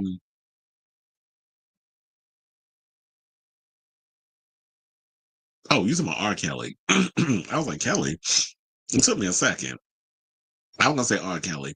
But then again, based off of the stuff that we might find out about Diddy, I wouldn't be surprised if they probably neck and neck with a lot of stuff. Like, and you know what, another thing I was thinking about too? I wonder if Diddy has been abused in a way. Like when you around pimps and hustlers and you seeing all that sexual stuff going on, and they did say that he was somebody who was picked on and bullied, and it seemed like from someone who was being bullied that you took a lot of that bulliness and you inflicted it on other people, and you could hide behind your money because when you rich, or he wasn't rich, he was wealthy. When you wealthy, because wealthy is way different than just being rich. When you wealthy, how does that transpire? And nobody's going to tell you no when you got a lot of money. I say R. Kelly because he kept girls from their families for years. Yeah, he was grooming a lot of them girls. And you said he didn't RIP anyone. Well, yeah. Well, Diddy allegedly. I ain't gonna. Well, you know. I'm sure Diddy hired someone to kill. Oh, you talking about Porter? Probably. We'll be surprised. There's no way. The No Way Out album, 1997, tells all the ends. I mean, the sins right in our face via the song titles. When you get to the Drake story, UMG responded, and let's just say they use a lot of college. So they call Drake a bunch of names. It's variety, so it's free, not paywall. Oh, you sent it to me. Hold on. Let me go and pull that up because I'm like, yeah, I definitely would need that. To go along with for the show. Because I'm like, Drake is a damn fool. You already had that clip in the chamber before, um, the whole thing. And funnily enough, I had somebody who decided to jump in my comments and say, "Oh, the charges was dropped." Blah, blah, blah. I'll say, "Well, clearly, sir, you have not been paying attention." I mean, because he dropped one thing. He dropped it against Spotify. He didn't, and he filed a new suit against Universal Music. I need people to read the articles instead of reading headlines, please and thank you. I'm tired of y'all just reading headlines and just thinking that y'all ate by trying to come for me when I know what I'm doing in regards of stories and publishing and getting out the news. Like this is not my first time at the rodeo. So I just don't understand these people. They be trying. Nice try though. He got that. He got with Kim because she reminded him of it. Well, I wouldn't be surprised because she kind of do favor Janice. Only difference is she had better hair. Janice, I don't know, the wigs was a choice. Speaking of wigs being a choice, child, did y'all see that first 10 minutes of RuPaul's Drag Race? I screamed when Mona Lisa went in on Joella and that hair. I was like, yes, go in on her. I can't stand it. I don't, well, Mona Lisa irritates my entire spirit. But Joella is even more annoying. And I feel like she should have been in the damn bottom alongside Harmona and not Acacia Forgot. Because no, she wasn't over there. She had the nerve to try to read other people's performances. Like she tried to read Lana Geray's song. And I'm like, girl, your song was horrible too. Like, what are you talking about? The only reason why they saved your ass, and I truly believe this, and I'm going to stand by it, is because Katy Perry was there. So they did you a solid. Let's see if you last week 3. Which is on Friday. He would have got more money if he would have done a bunch of documentaries. He said, not sure I'll be watching it. Be Puff makes my well, yeah. I wouldn't watch it, to be honest. While it's like they were so dramatic with the music and all the other stuff, but I feel like, yeah, at the end of the day, with all the stuff that they put in there, I was like, once it's settled and everything, I feel like I've heard all this before. There was certain little details in there I was like, yeah, I didn't know about, except like the girl who was anonymous that was in the dark that was talking about the allegations against being R-worded by Diddy and a bunch of people and Bad Boy or whatever. And little things like what Al B. Shore said, I was like, okay, I never heard of this. And people were like from his childhood friends, I didn't know much about that, but other than that, all the other allegations, I'm like, yeah, it felt like a rushed fluff piece. That's what it felt like. But all the other ones I'm looking forward to. I'm just hoping that the docuseries fares better than 50 Cent one, and which it seemed like he's taking his time with, and the one that's supposed to come on Max at the end of the month. So I'm glad we all agree. Joella is bland. So she really be thinking she ate. I was like, and what was that in your hair? I refer to her as Marie Antoinette's guillotine cleaner. I say, yes, I watched the first 10 minutes. I think Joella wants that shady but funny Bianca Del Rio edit, and Pomona Lisa gives me Elliot with two T's. Yeah. Yeah, she is giving Elliot with two T's annoying this season. But if Pomona thinks that she's going to come up in here and try to give us Bianca Del Rio when you're mostly giving us plain Jane, it's like, girl, you barking up the wrong tree, because what you think you giving isn't necessarily what you are actually giving. You know, I had to do a remix on Gia Guns. What you gonna do is not necessarily what you want to do is not necessarily what you gonna do. Oh, you talking about Kim's brother? Okay. I said, I think either Joella or Sadness will be the first to go. Well, here's hoping. Well, yeah, the one thing I will say is that Sadness definitely can read, because when she read her, I cackled. And then you see Arietti in the background going extra with the, you know, the cackling of it all. Because I'm like, yeah, no shade, nobody really likes you. I mean, bad enough, a lot of them don't like Sadness, but it's like, Joella really thinking she giving what needs to be given. And I know one of my friends work with her, whatever, but no shade. Joella is not giving what she thinks she's giving on this season so far.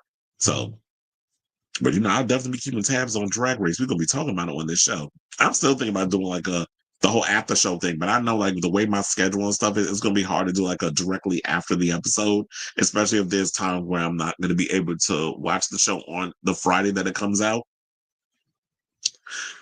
But anyway, so speaking of documentaries, there's one documentary I had no idea was even happening. And apparently, Marilyn Manson, there was a documentary that was done on him. And his ex, Evan Rachel Wood, was one of the girls who was interviewed during the documentary and spoke out about alleged assaults that were transpiring. Because I heard like recently they dropped the charges or whatever, and he paid off her expenses regarding her legal fees and all this other stuff. And Marilyn's career is back on track. Like, I know that recent album that came out, I didn't particularly care for it. I was like, I wanted more upbeat rock songs. So I was a little disappointed with his latest album. But I'm glad that he's sober. He just celebrated a birthday. I think he's like 55 or 56. I can't remember. But and probably in this article they wrote it down, because y'all love right now people damn age and stuff. But I know his career's had a resurgence. And you know what? At the end of the day, people have a right to work. And you have a right, if you don't particularly care for a person, regardless of whatever reason, you don't have a right to support what they do. So Channel 4's three-part documentary about shock rocker Marilyn Manson airs this week, delving into the life and career of the controversial musician, as well as the allegations of abuse against him. Now, the actress from Nashville, Tennessee, as in Evan Rachel Wood, appeared on Channel 4's documentary Marilyn Manson Unmasked, which delves into the allegations about the rock singer. Now, Evan claims that she was just 18 years old when she met Manson, whose real name is Brian Hugh Warner, not the full government, at an event in Hollywood where he was still married to burlesque model Dita Von Teese.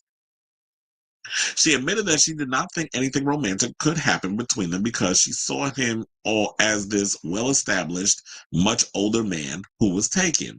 However, feelings started to develop between the pair as they went public with their relationship in 2007 after Manson and Dita divorced. Now, Evan, did I call her even? Is that Evan, who is 20 years Manson's junior, told the documentary, as per The Sun, I really thought this was something special, that he really loved me, and I was really safe, and I was really lucky. Now, Manson was seemingly inspired by Evan, going on to write a song about her called Heart-Shaped Glasses. He also wanted Evan, who was only 19 at the time, to star in his music video. Now, Evan claimed that she was told there would be a sex scene, but that it would be shot at such speed that it would appear as a blur. And the mother of one said that Manson always had a glass of red absinthe in his hand and that they drank it together, adding that it seemed like any other ordinary day. As they began filming, Evans said that things escalated so fast and alleged that Manson became aggressive and started pulling her clothes off her body. She recalled attempting to wrap her hands over herself in a bid to cover up, but claimed that Manson peeled them off her body. Evans said that she heard the word cut and saw the crew walk off, adding, "I was just kind of sitting on the bed naked, just crying. I felt so effing violated, but I didn't call it rape for like many, many, many years." Now, Manson's lawyer, Howard King, told the documentary, "It is demonstrably false that Brian R-worded Evan Rachel Wood while filming a music video. This was filmed in a studio. There were more than 10 people within 3 feet of the bed. Now, Brian had clothes on, although I suppose that wouldn't prevent this. None of the people have come forward and said they witnessed this act. It is completely fabricated, and there is not a witness who will support it." Because I was sitting there saying that if this had transpired, then where are the people that were there on the video set that could corroborate Evan's story? So they also said Randy Sosin, former video commissioner for Interscope Records, described being confused about what was happening between Manson and Evan on set. He said that he believes Evan's claims against Manson and said he did not know that she felt R-worded. Because in 1997, Evan previously spoke about the alleged R-word on HBO documentary Phoenix Rising, where she described the incident as traumatizing. Now, she said in the 2022 documentary, "We had discussed a simulated sex scene, but once the cameras were rolling, he started penetrating me for real. I had never agreed to that. Now, I'm a professional actress. I've been doing this my whole life. I've been on set that unprofessional.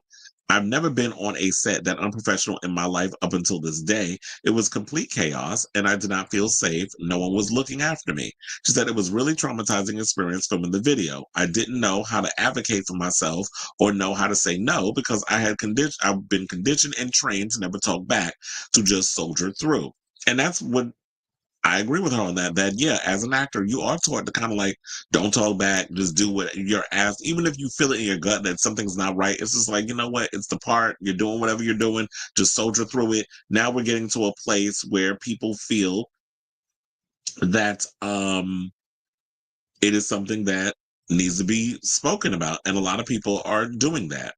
So she also went on to say that if I felt disgusting, like I had done something shameful, and I could tell that the crew was very uncomfortable and nobody knew what to do. I was coerced into a commercial sex act under false pretenses. So, as I said before, Manson's lawyer has denied the claims, or denied it at the time, but they denied it in the previous thing as well, calling Evans' claim of our word an imaginative retelling and insisting that the sex was simulated. So there was also a change.org petition that also was created to get YouTube to remove heart-shaped glasses. However, it still appears to be on the platform. Well, I don't think that change.org petitions really work, because people are allowed. I mean, you can post whatever you can post up on it, unless it's like against community standards, whatever the case is, or against their practices. So yeah, you're not allowed to post things up on there on the situation. But if they feel like there's nothing going on and it's a copywritten and owned by Interscope, it shouldn't be up to Interscope to be able to remove it from YouTube. And it seemed like they're making it like nothing's wrong, so it didn't work apparently. And so Channel 4 also spoke with Bianca Elaine, a fan of the band who first met Manson when she was 16. She went to see them perform for her birthday and claims that Manson, who was 26 at the time, took her virginity on his tour bus in 1995. Now, Bianca says it was her first time going to a gig without her parents, and the band had parked their bus, right outside the small venue. See, now, I honestly don't want to put myself in this position where it's like I'm victim blaming, but why is a 16-year-old going to a rock concert by themselves? It's the same thing that reeks of, why was a 13-year-old going to the VMAs and then all of a sudden was sliding their way up in an after party where they're saying that Diddy R-worded them? Where are the parents in these situations where y'all allowing y'all kids to just be out here? Like, if I had a 16-year-old, I'm not letting my kid go to no damn concert. Not by themselves. And that's why it's like, it's hard for me to even kind of like go in that direction, because I feel like, well, damn, if we can't speak on it, then or if you say anything, then all of a sudden you're being accused of victim blaming and saying it's the kid's fault. I'm not necessarily saying it's the kid's fault, but why are parents allowing their children at 16 to go to a concert like a Marilyn Manson concert? I've seen Marilyn Manson in concert twice, so I know what he gives in regards to his performance and the type of crowd that goes to that. I'm not letting my kid go to no Marilyn Manson concert by themselves.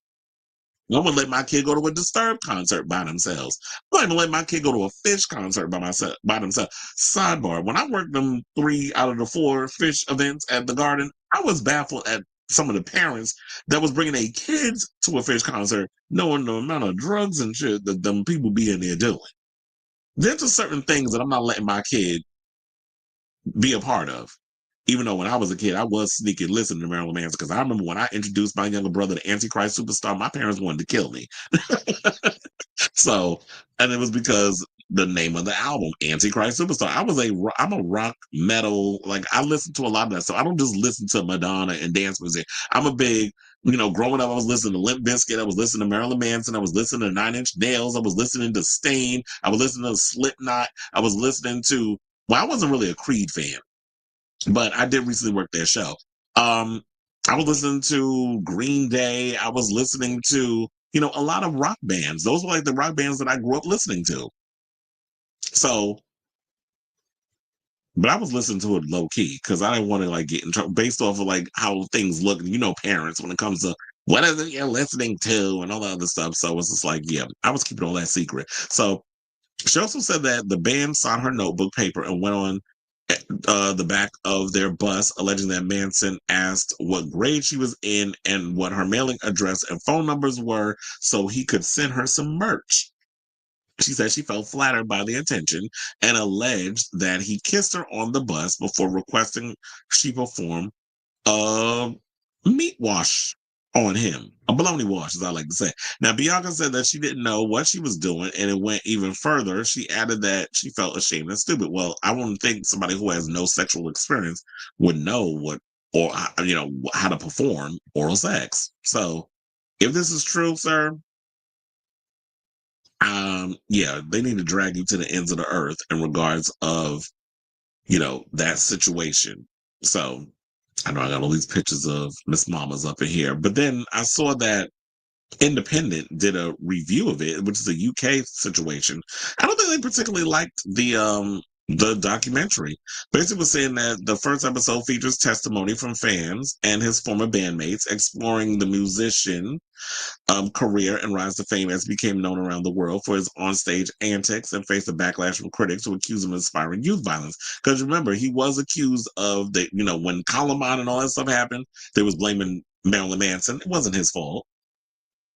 So they said the second episode speaks to a number of women who allege that Warner subjected them to years of physical, sexual, and psychological abuse. Warner has denied all the allegations against him and said his intimate relationships have always been consensual and with like-minded partners. Now, one of his accusers, we already went through the whole Evan Rachel Wood thing, but I want to hear what the overall. They also said that they speak on his alleged behavior towards fans, and I think it was how the girls and people were very drawn towards him and how he's charismatic, and that does draw people to someone like him. And then people said that he was respectful at first, but then there were certain things he would do that was questionable. That his friends witnessed his alleged behavior towards women from the start. That Evan Rachel was account of making the heart-shaped glasses music video, which we talked about. And then there was also insights into his childhood, which I read his book, Long Hard Road Out of Hell. I actually still have the book. So talking about how he was holding her hostage and all kinds of other stuff. So me personally, I want to check this out and get an idea of, what is the truth behind all of this. But I know I'm thinking like maybe the documentary was getting mixed reviews and stuff. I definitely want to see it. But I think it's over in the UK. So hopefully somebody does. I'm still waiting on the Becoming Madonna documentary to hit YouTube. Somebody still ain't. Well, maybe I need to go look and see if somebody uploaded that. But the Marilyn Manson stuff, I'm really hoping that we can get that sometime over here in the US, because he's got US, like he is an American, so he does have US fans. His first album, Portrait of an American Family. So it's like I want to see this documentary and have my own take on what transpired. And so this seems to be like the year of the documentary and the docuseries. This is like a lot of people getting documentaries and stuff. Because I didn't know they was doing one on Marilyn Manson. But I say all this to say, as you know, my rocker fans, whatever the case is, what do you think of this? Are you looking forward to seeing this docu-series, which is supposed to be on, you know, Channel 4 out in the UK, and the allegations that Evan Rachel Wood and so many others have made about him over the years? So whatever your thoughts are on this story, let me know in the comments down below.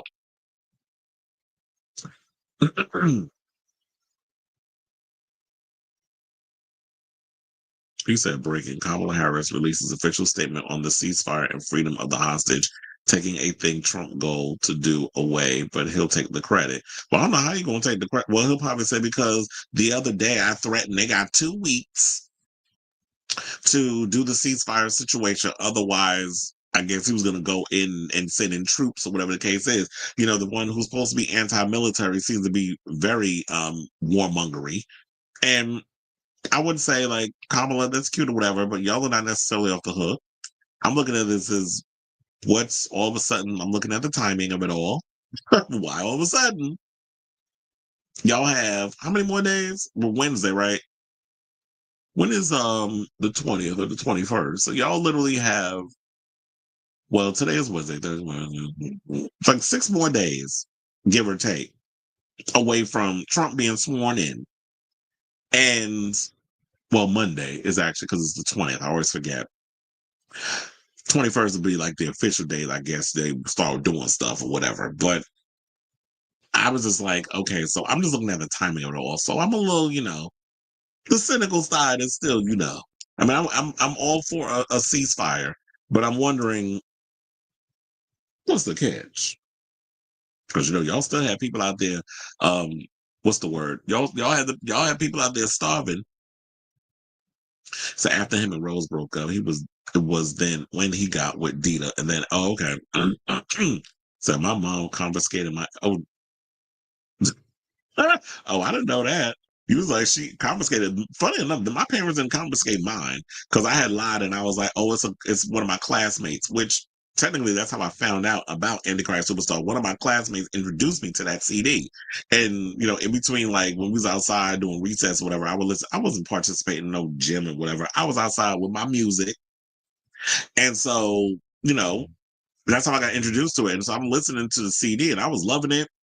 And so then I went and I was able to buy it with my allowance. And then my younger brother I got him interested into it. And then he went through his whole goth period. And so yeah, but then he saw it. I was like, oh yeah, it's my classmates, so I have to give it back. So that's how I was able to keep it, but I had to hide it. He said my dad used to take my VHS of Truth or Dare. He threw it away twice before I got the copy I got to keep after I left home. Because he thought, well, I guess you listening to Madonna. He was like, oh, you a homosexual. We ain't gonna have that faggotry in my house. That's how my parents found my gay porn. I remember I had gay porn in the house, and I hid it in the under the in the cabinet under the television. My dumb ass, I should have had that hidden in my room. And he found the movie. I remember what it was. It was called Mine Shaft. Because I would be bringing this in my house. Veterinarian is the #1 job amongst Gen Z. So is being a pet. It's funny enough you say that. My goddaughter is a veterinarian. She went to school for that. So yeah, and she is Gen Z. So that is true. That is the #1 job, I guess. I mean, I didn't know there was the #1 job, but I believe it because that's her profession. So one of my favorite songs from him was "The Dope Show," also "Beautiful People." I do love those songs, but I definitely liked Mechanical Animals, and I like Mechanical Animals because he was in his whole Bowie era, and it was like the glam rock, and it was taking all these different elements of that, and I liked it. He said my first Bologna watch went quite well thanks to those giant candy canes that. Oh, you was practicing on your candy cane. Well, look, I think most people say they learn stuff from watching Rhymes with Corn. That's how I was learning. But who got 30 minutes? Silver said, not 30 minutes. He said, no, it's because he took me to the theater to see it, but got pissed off about the scenes with the. Oh, so he didn't know what he was walking into? So it was like, oh yeah, I saw that scene, the homosexual scene where they was kissing. But was he mad when Madonna was giving a bologna wash to the bottle? I'm sure he wasn't. Okay, so let's get to our next topic because this was brought up yesterday. So I was like, yeah, let me bring this up. So let's talk about Neil Gaiman. So cause I told her it's gonna be lawsuit heavy today. So Neil Gaiman, has been accused of SA by a multitude of people. He has gone on social media and denied the allegations, courtesy of Variety. So let's get into what had happened, and then I'll give my overall thoughts. So Neil Gaiman, has denied all allegations against him and multiple women, after multiple women accused him of sexual misconduct. In a New York Magazine article, writing in a lengthy statement, I have never engaged in non-consensual sexual activity with anyone ever.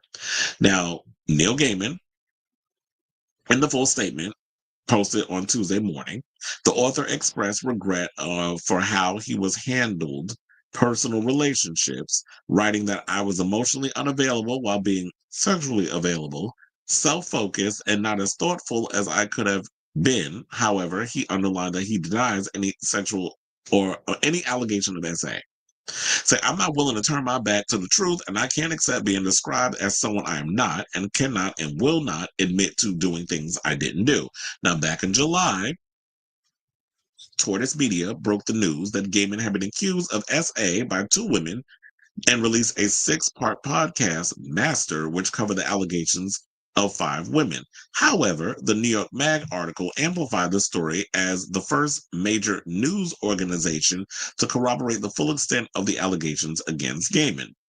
Now, in the New York Mag piece titled There Is No Safe Word, reporter Lila Shapiro spoke to 8 women who had similar experiences with Gaiman, 4 of which also participated in Tortoise's podcast.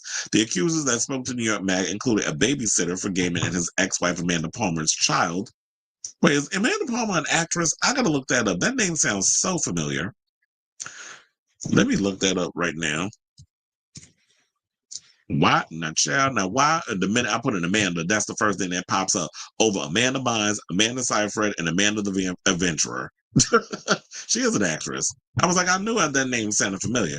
They said oh no, she's not an actress. She's a singer-songwriter, and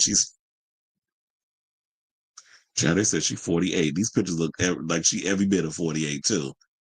Quite as kept, she look like she's 58. But anyway, let's keep going. So they said that the babysitter was a caretaker for Gaiman's property in Woodstock, New York, a family who first met the author when she was 18, and a woman who allegedly he attempted to SA her on his tour bus. Many other women alleged that Gaiman had a preference for rough sex and BDSM activities that had not been consented to beforehand. Now, Gaiman has strenuously denied the allegations against him since the Tortoise podcast came out, asserting that all relations were consensual. This new blog post marks his most comprehensive statement on the allegations yet.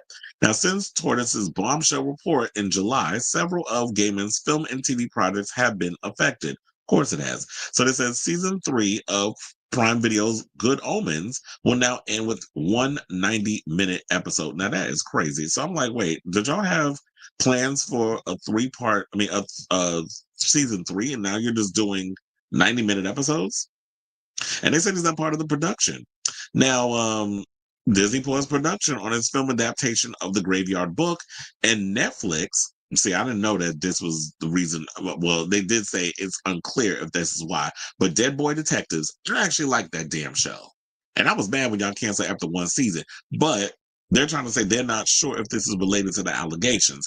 I initially thought that it was because of low ratings. But we're still getting the Sandman season 2.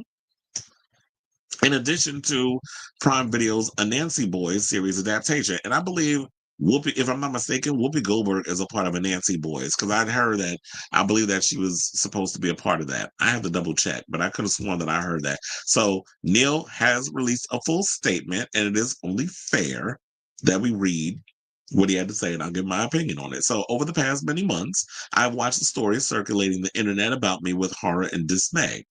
I've stayed quiet until now, both out of respect for the people who are sharing their stories and out of the desire not to draw even more attention to a lot of the misinformation. I've always tried to be a private person and felt increasingly that social media was the wrong place to talk about important personal matters. I've now reached the point where I feel like I should say something. As I read through the latest collection of accounts, there are moments I half recognize and moments I don't, descriptions of things that happened sitting beside things that emphatically did not happen. I'm far from a perfect person, but I have never engaged in non consensual sexual activity with anyone ever. I went back to read the messages I exchanged with the women around and following the occasions that have subsequently been reported as being abusive. These messages read now as they did when I received them.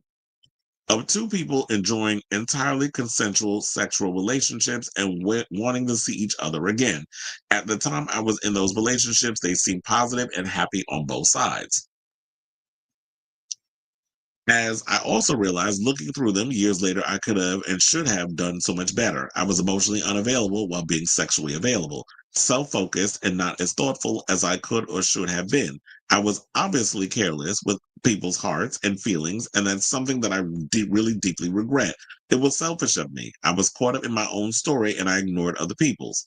I've spent some months now taking a long, hard look at who I have been and how I have made people feel. Like most of us, I'm learning and I'm trying to do the work needed, and I know that's not on an overnight process.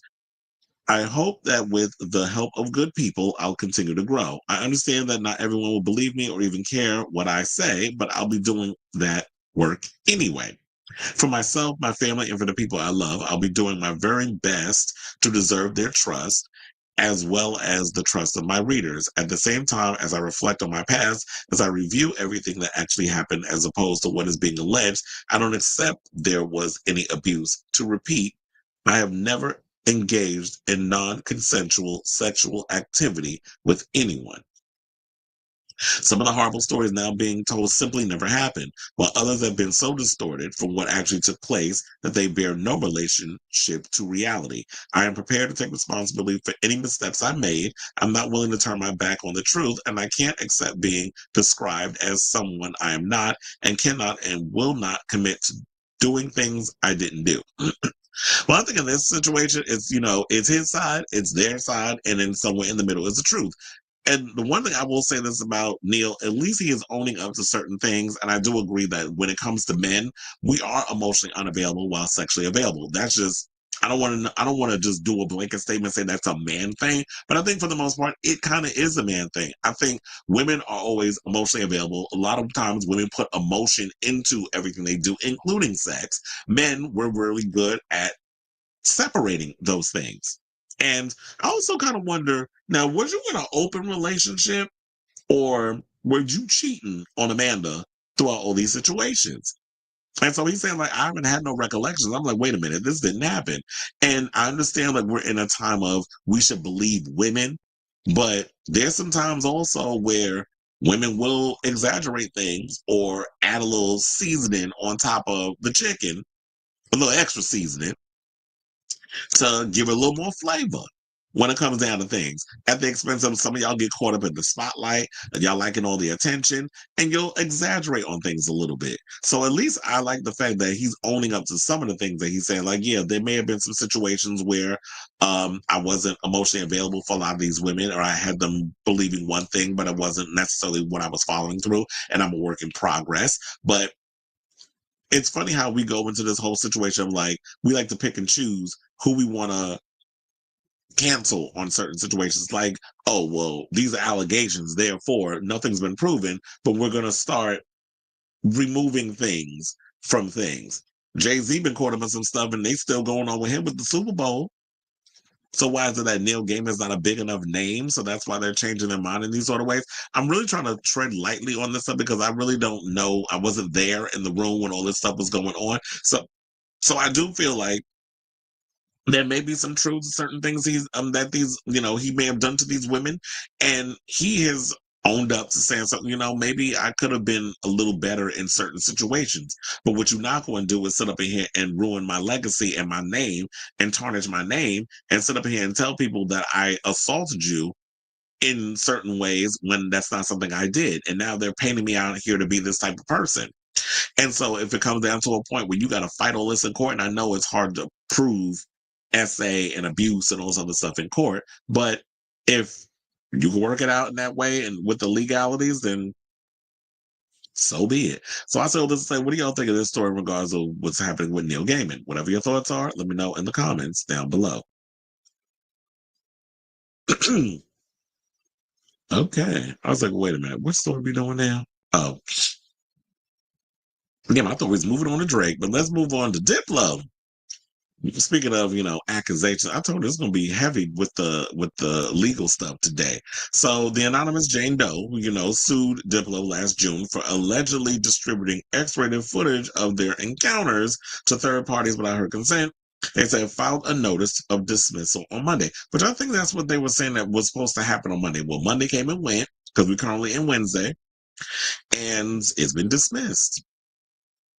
So the unnamed woman who sued Diplo in June on allegations of RP has dropped her lawsuit against the DJ and producer 2 weeks after the California judge ruled she'd have to reveal her identity in order to move forward.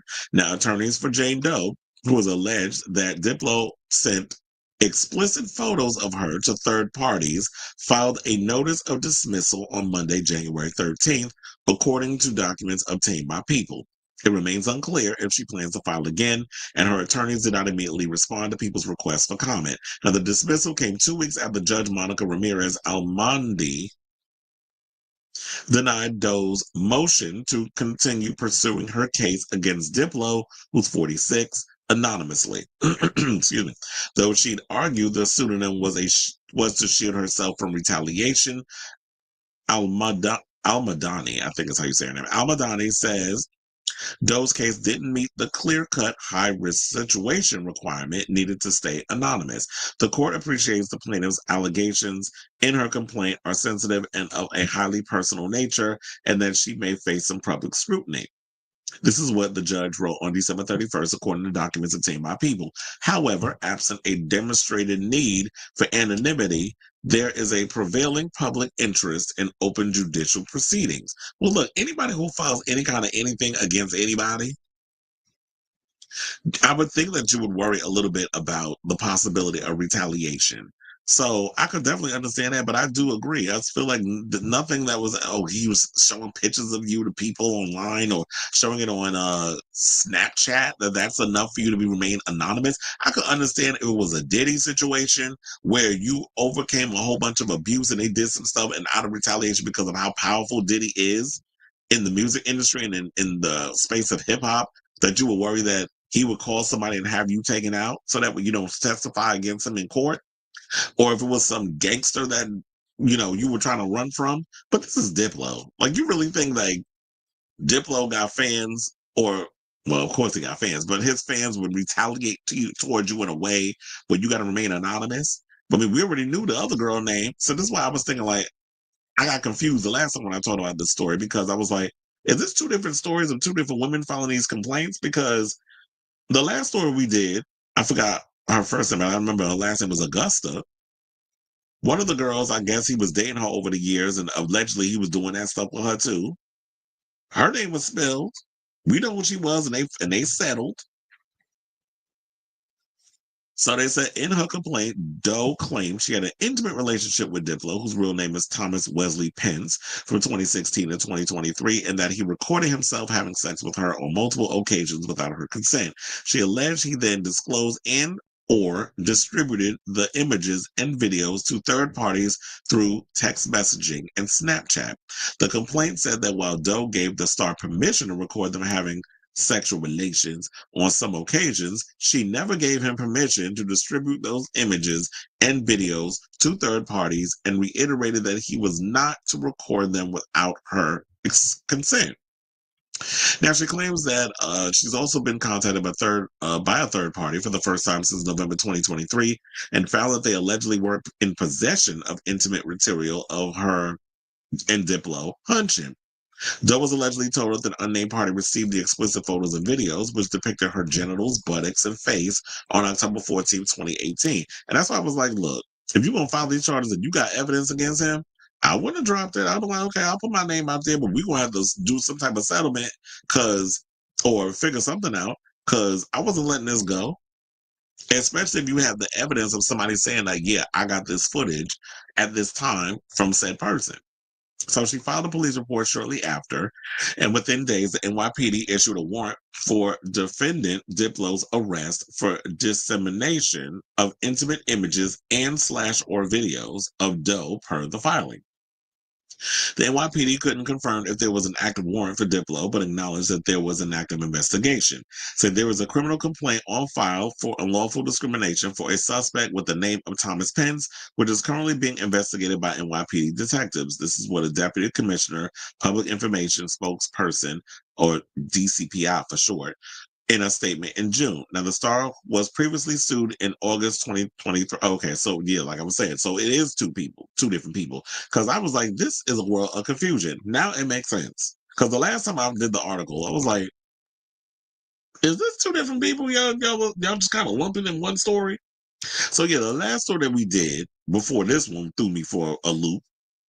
August 23, he was sued by Shelley Augusta, who previously accused him of distributing nude photographs of her without her consent, among other things, and who he had sued for stalking, trespassing, and more. Now, earlier this month, the two reached a resolution of principle that led them to avoid a trial, and this was according to Rolling Stone. Now, in July 2021, Diplo was sued by a woman who claimed he wouldn't let her leave the room at the after party in Vegas, until she gave him a baloney wash. He denied the incident, and the woman dropped the lawsuit the following week, according to Rolling Stone. So it kind of makes you wonder, did you do a settlement? Like, did she get paid? What was the tape? And I like Diplo. I like his music. He's very talented. But if you out here committing all kinds of crimes in this way, sir, then you need to get what's coming to you. But look, apparently all these people dropping lawsuits, so nothing clearly touches him. So I say all this to say, what do y'all think of this story? Whatever your thoughts are regarding Diplo and the latest story regarding him in the RP and then the lawsuit being dropped because the woman wouldn't reveal herself. Let me know in the comments down below. I thought Miss Diplo was a homosexual. Well, allegedly he do likes the menses. Did he allegedly get with? I could be mistaken, but I could have sworn that he was. Well, maybe it was all media fool la la. Maybe he was doing it for attention. But wasn't he out here allegedly fool la la with Orville Peck? That was kind of like the implication that was going around. Ooh, do y'all see my screensaver? I don't know if y'all can see it, but Luigi Mangione, I am such a mess. I saw this screensaver online. I don't know where I got it from, but it was like Luigi Mangione, and it was like a bunch of little pictures or whatever of him and him shirtless. I was like, let me put that on my phone because I think it would be a cackle to put that on there. You know, my little twisted sense of humor. Like, when you would put pictures of your faves on the Trapper Keeper. Okay, so let's get into this Drake story. So, the latest story, and it's been flip flopping around all day. I remember I saw, and it's funny because I saw High 97 put a story up about that it was all dropped. They said UMG and Spotify and stuff, and people was like, "You already late with this video," because he actually filed another lawsuit against UMG. But let's get to this story first before we get to all the other stuff, and then we have the statement from UMG who is going in and letting have on Drake with this frivolous lawsuit that he decided to file. So shout out to Billboard, who revealed that Drake has withdrawn the petition he raised accusing Spotify and UMG of legally boosting Kendrick Lamar's diss track Not Like Us. Now, according to the documents filed with the New York Supreme Court on Tuesday, the pre-action case is being discontinued with no financial cost to any other parties involved. Now, the action filed in November accused UMG and Spotify of an illegal scheme involving bots, payola, and other methods to pump up Lamar's song, a track that savagely attacked Drake in an ongoing ongoing feud between the two stars. Now, but in a filing on Tuesday, January 14th, Manhattan Court, Drake's company Frozen Moments LLC, said it would voluntarily withdraw the action without any cost to the party. Another similar petition filed in Texas against UMG and iHeartRadio, alleging Lamar's song was defamatory, remains pending. So now, an attorney for Drake did not immediately return a request for comment. A spokesperson for UMG declined to comment, but they did comment after this next story that I'm going to get into. But please hold. A representative for Spotify did not immediately respond to a request for comment. Now, Drake shocked the music industry in November when he went to court, a remarkable twist in a high-profile beef that saw Drake and Lamar exchange stinging diss tracks over a period of months earlier in the year. That a rapper would take such a dispute to court seemed almost unthinkable at the time and very Karen-esque. And Drake has been ridiculed in some corners of the hip-hop world for doing so. Now, the actions also represented a stunning rift between Drake and UMG when the star has spent his entire career first through signing a deal with Lil Wayne's Young Money imprint, which was distributed by Republic Records, then by signing directly to Republic. And I was ready to get up on here and be like, see, Drake, the smart thing you did was let this go because clearly you don't have a dog in this fight. You were not going to win. And I still truly do not believe that Spotify and UMG needed to pull stunts and shows in order to get Not Like Us to be this big hit. I feel like the people was feeling the song. Quiet as it's kept, a lot of people feel like you are a colonizer in the hip hop game and that you are a plant. So a lot of people don't really agree that Drake is like that dude. Now, I'm not going to take it away from him. Yeah, he's like very much a pop star. You know, he has his little, sing along, foo la la type of songs or whatever that he does. And he was able to take whatever it is that he does and usher it into the mainstream. And he has a big following. And nobody's going to take that from him. But when it comes down to the diss tracks, it's like none of y'all have Young Money. That is not a strong suit for a lot of y'all. It wasn't a strong suit for Nicki when she got sheathered twice. once by damn, why did I almost say Rod Damn Digger? I forgot Remy Ma. Once by Remy Ma, and then the next time by Megan Thee Stallion. And now it's with you. You thought that you could go up against Kendrick because Kendrick is someone who's well respected in hip hop circles, and especially he got people in LA love him, but he's also worldwide. Yeah, he's not doing the whole pop music type stuff, but he can get up in there and squabble with you. And it's funny, he got a song called "Squabble Up," but he can get up in there and squabble with you, and squabble he did. And he had you eating humble pie, but clearly you ate the whole damn thing because then you started this legal shit. And now everybody was up in here clowning you. We had a lot of people in the hip hop spaces that were just like, you look like a straight up fool. You look like a straight up Karen pulling these moves. They saying you digging in your white side because we know you biracial. You makes no qualms about it. There's like you dug up in your Karen side and you pulling Karen tees with this situation. And now you looking like Boo Boo the Fool. And I was ready to come in here and say, you know what, Drake, you did the right thing. But then this shit come along. Well, now he filed a defamation suit. So now it's like we back to square damn one against Universal. So Drake basically filed a federal defamation suit over rival Kendrick Lamar's diss track, Not Like Us, basically saying that Drake has filed a suit, the parent record label that Kendrick Lamar he and Kendrick is signed to. So Drake filed a lawsuit in federal court on Wednesday and called the release of Lamar's Not Like Us, which is aimed at the Canadian rapper, an example for valuing corporate greed over the safety and well-being of its artists. Well, some people could accuse you of doing that too, because there was a lot of little stunts and shows allegedly that you was pulling behind the scenes when it was like, when you were getting personal with people, sort of like, who was it, Pusha T from the Clips and so many other people, where you was doing like little shenanigans and things behind the scenes. And when you started saying the stuff that you were saying about Kendrick being a woman beater, so yeah, he's like, oh, you gonna call me a woman beater? Now I'm gonna call you a PDF file. But it seemed like we're in a case of a hit dog a holler because that's why he's filing all of this. Because now you got people out here thinking he a PDF file. But then again, if you wasn't the one to give people that ammunition to use that, if you wasn't out here sliding in the underage girls' DMs allegedly, I remember the whole Millie Bobby Brown situation? She's married now. But before, When you was allegedly sliding in her DMs and the things that was floating around allegedly about you getting liking them a bit young. When you put up on this whole situation, I feel like it draws more attention to it. And now I feel like he's trying to do this new lawsuit because we're getting close to the Super Bowl and the halftime performance, and he doesn't want Kendrick performing this song. But it's just like, just take your lashes and move on. You know, I grew up with battle rapping from the eras of, well, you know, LL Cool J. You know, I was growing up listening to him, so I was privy of like his battle rappings, and of course, the most famous one of all between Jay-Z and Nas, Ether. He and Nas went at it for, you know, for eons until they had to come to a truce. Because quiet as it's kept, Nas was whooping his ass, but.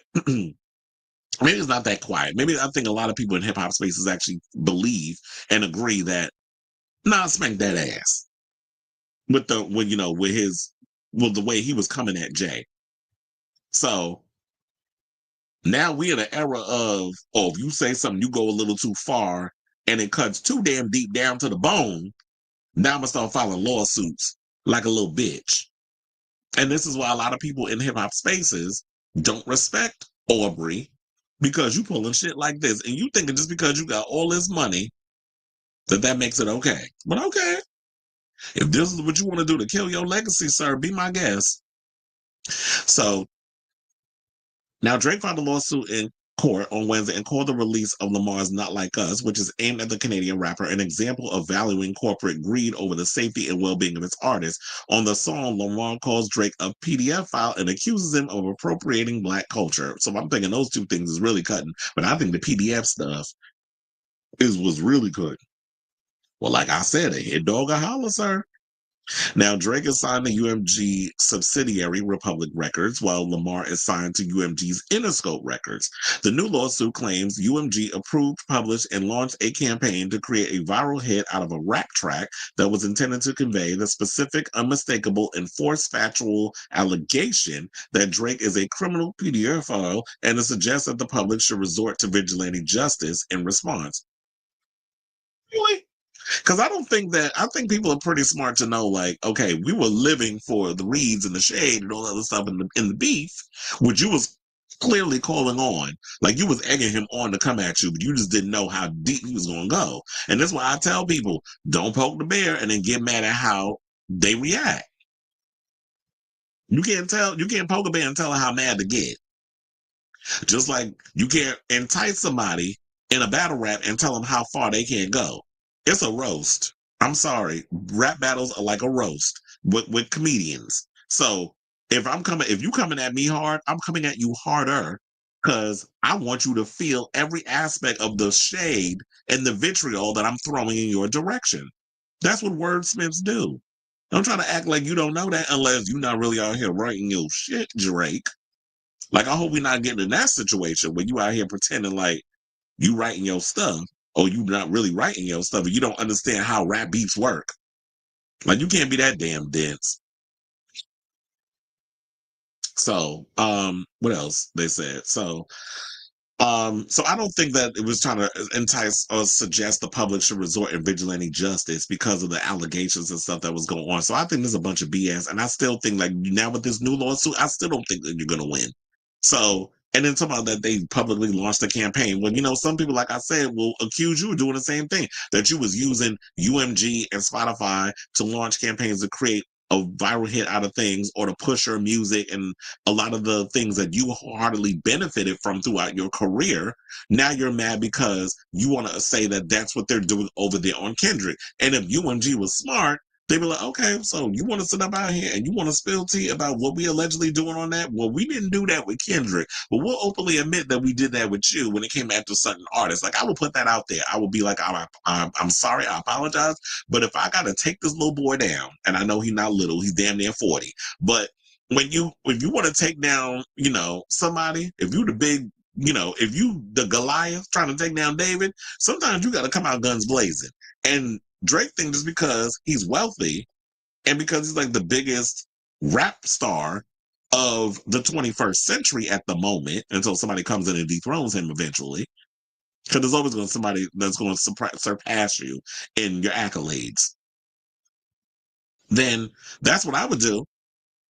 So it also said that UMG intentionally sought to turn Drake into a pariah, a target of harassment or worse. This is according to the complaint. UMG did so not because it believes any of these false claims to be true, but instead because it would profit from damaging Drake's reputation.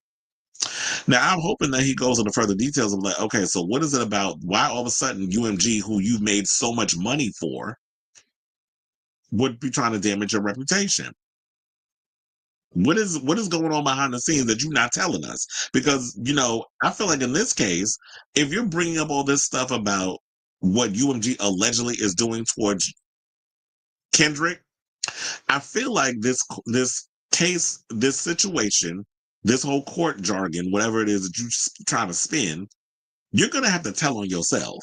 I really feel like that you're gonna have to start telling your own stuff.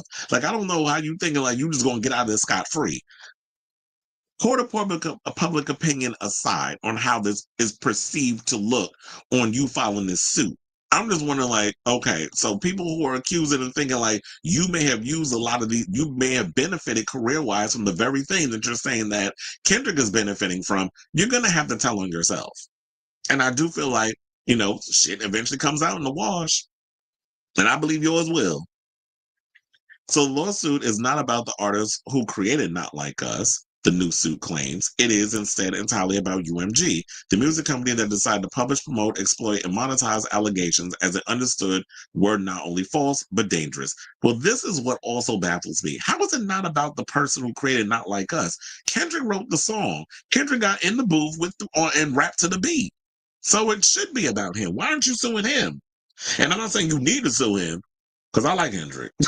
So don't sue him. But why would you go and say it's not about K Dot, but you're going after the song? You're going a roundabout way, but you're not going to sue the artist. How? Because K Dot know where the bodies is buried and really can bury you if you want to. So that's what I'm thinking. I'm really reading into this. So look, they said on Tuesday, filing attorneys for Drake said that they met with both UMG and Spotify ahead of the withdrawal. Spotify had no objection to dismissal. We already talked about that. And look, don't even get me started on Spotify and the fact that even if you pay a premium, they still hoard y'all with some damn ads. That's been the latest complaint that a lot of people have been saying in regards of, the podcasts. It's like, why am I trying to avoid all these ads if I'm paying premiums and you shoving them damn ads down my throat? So I totally get that. Now, before we wrap this up, let's get to the what Universal Music said about Drake's illogical lawsuit. Now, shout out to Variety for this story. Now, they said Universal Music Group has posted a fiery response to Drake's lawsuit around Kendrick Lamar's brutal diss track, Not Like Us, in which he accuses the company, his label, for more than a decade of defamation. You know what? Let's read it as a class. Defamation and harassment, claiming it's spreading the false and malicious narrative that he is a PDF file via Kendrick Lamar's track, Not Like Us. Now, in response, a UMG spokesperson said, not only are these claims untrue, but the notion that we would seek to harm the reputation of any artist, especially if they're making a shit ton of money off of you, let alone Drake, is illogical. Shit, I don't know why I'm struggling saying this word today. Is illogical. We have invested massively in his music, and our employees around the world have worked tirelessly for many years to help him achieve historical, commercial, and personal financial success. And I hope in court, y'all reveal exactly how y'all worked tirelessly for many years to help him achieve historic commercial, and personal financial success. Because if he's sitting out here trying to drag y'all under the bus, I'm sorry, but you need to get that 18-wheeler out the damn, out the garage and drag him behind it. So if he's going to be out here trying to allegedly spill tea, y'all need to spill his tea too. So now they said throughout his career, Drake has intentionally and successfully sued UMG to distribute his music and poetry, to engage in conventionally outrageous back and forth rap battles, to express his feelings about other artists. He now seeks to weaponize the legal process to silence an artist's creative expression and to seek damages from UMG for distributing that artist's music. I actually agree with them on that. It was like, yeah, it definitely feels like that. You are literally suing us to distribute your music and poetry and engaging in conventionally outrageous back and forth rap battles to express your feelings about other artists. And now, you got the benefit from all that, which is what they're saying. Like, you literally have benefited wholeheartedly from the very thing that you don't want Kendrick to benefit from. So now that you got your behind smacked and you met your match through Kendrick, now you want to weaponize the legal process to silence an artist from expressing themselves creatively, which is part of the hip hop situation. If you look at the 5 elements of hip hop, one of them, besides boy breaking and all that other stuff, it's rap battles. That is a part of the 5 elements of hip hop. Like, how do you not know that? And you're in the hip hop space because, like they said, your ass is a hip hop colonizer. So they said, we have not and do not engage in defamation against any individual, the statement concludes. At the same time, we will vigorously defend the litigation to protect our people and our reputation, as well as any artist who might directly or indirectly become a frivolous litigation target for having done nothing more than write a song. Now, in the documents, Drake claims that UMG knew that Lamar's lyrics and images in the song, music video, blah, blah, blah. We already know all that, so we don't need to read through that. But I'm wholeheartedly agreeing. Let's see what else they also said. They were just talking about the petition and all the stuff. So yeah, so that's the latest. And no shade. And this is not like, if there was some validity for what Drake was doing, I'd be here for it. But you basically sounded like a whiny little ass bitch who are just bitter because you're still walking around like a wounded dog. And you don't know how to handle being a sore loser. Like, okay, you lost out in the battle. Just lick your wounds, put it out the pasture, get yourself together, dust yourself off, and move on. Work on music, do whatever. But now you sitting out here acting like a little bitch, filing lawsuits. But I just don't understand what this whole thing, it just sounds ridiculous. And now I just feel like you're trying to do all of this because you're trying to prevent him from performing his song at the Super Bowl. I hope Kendrick performs the song at the Super Bowl during halftime. Just to spank you in front of 400 million people. Because, they ain't just going to be watching it in America. People going to be watching around the world. Around the world, around the world. Shout out to Daft Punk. So I say all this to say, what do y'all think of this story and the latest surrounding, Drake and his ridiculous lawsuit? Whatever your thoughts are, because I know I had a whole lot to say because it was a lot to break down. Let me know what you guys think of this story in the comments down below. Okay, so well, I put 143 on clearance. Child. Well, damn, maybe I need to go to the store just to help out. Let me go buy a Katy Perry new album for $3. I wonder how many copies Joella has in her house. The PDF teens hurt her where it hurts, child. Exactly. So that's why you mad. You mad because that stung the most. You got clocked. Your soul's been clocked. You don't know what to do. You are gagging. Drake need to be like Elsa and let it go. Okay. It's funny how the Young Money trio getting dragged and washed left and right. Exactly. And that's why I said the one thing that isn't y'all strong. So yeah, y'all good with the pop songs and stuff, but y'all real sensitive over there at Young Money. You got Nicki Minaj got spanked twice. Cannot take constructive criticism. You got Drake got spanked by Kendrick.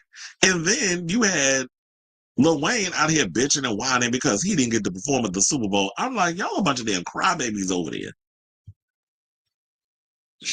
When did Drake's middle name become? Well, he got 2 because, Drake, I guess, is his middle name because his first name is Aubrey. Aubrey Karen Graham, or should we call him Blaren? Because, he half black. So, yeah, since the minute he filed this lawsuit, he became a Karen. That's what you're giving, sir. Okay, so now Lord is going to another lawsuit. I told his lawsuit heavy today. Justin Baldoni, his latest lawsuit is against the whole, he's seeking to gain communications made about Ryan Reynolds' Nicepool character into basically to say that Ryan Reynolds' Nicepool in Deadpool was actually used as a way to bully him in the film. And the funny thing was, I didn't even put 2 and 2 together, probably because I wasn't paying attention at the time, or maybe it was no need to pay attention at the time to the Justin Baldoni, Blake Lively thing with their movie It Ends With Us, which I've already heard people tell me it sucks. I mean, it didn't. You could tell me a sub. You could tell me it was Academy Award winning worthy, regardless of the fact I never had any intention of watching this movie. But all the behind the scenes tea and all these lawsuits and things that's coming out is way more juicy than the film that is currently airing on Netflix. So until the internet sleuth started sleuthing, and they basically were saying like they feel like Ryan Reynolds asserted himself in a situation and was using the whole Nicepool character with the man bun and all the other stuff, was poking fun at Justin Baldoni, which completely went over my head because I don't be really into the industry stuff like that. There was certain things in Deadpool and Wolverine that I caught was like, okay, that's meta stuff. It was like Hollywood and superhero things and all the other stuff. I was catching that. But every little thing that y'all was putting up in there, I wouldn't have caught it unless you really in the ins and outs of Hollywood. And I don't be paying attention to every aspect of what's going on in Hollywood. But anyway, so according to Variety, they said the fallout radius of the Blake Lively and Justin Baldoni legal battle continues to spread, with Marvel president Kevin Feige, Disney CEO Bob Iger, and director Tim Miller becoming the latest industry figures swept into the drama.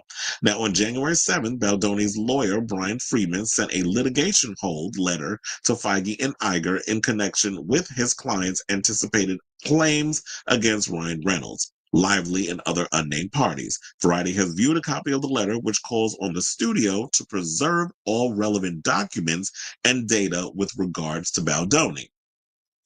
Now, the move may come as a surprise, given that It Ends With Us, the film at the center of the Lively and Baldoni rift, was released by Sony and had nothing to do with Disney. But Baldoni's attorney believes that Lively's husband, Ryan Reynolds, was flagrantly mocking Baldoni in a sequence in Marvel's Deadpool and Wolverine, which was released by Disney in July. The sequence features Reynolds playing Nicepool, an oafish alternate version of the eponymous hero Deadpool, saying such lines as, "Where in God's name is the intimacy coordinator?"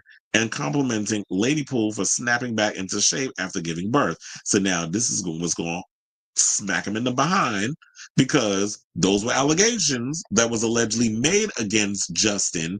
And I do remember that line. I remember the line with the intimacy coordinator. I was like, wait.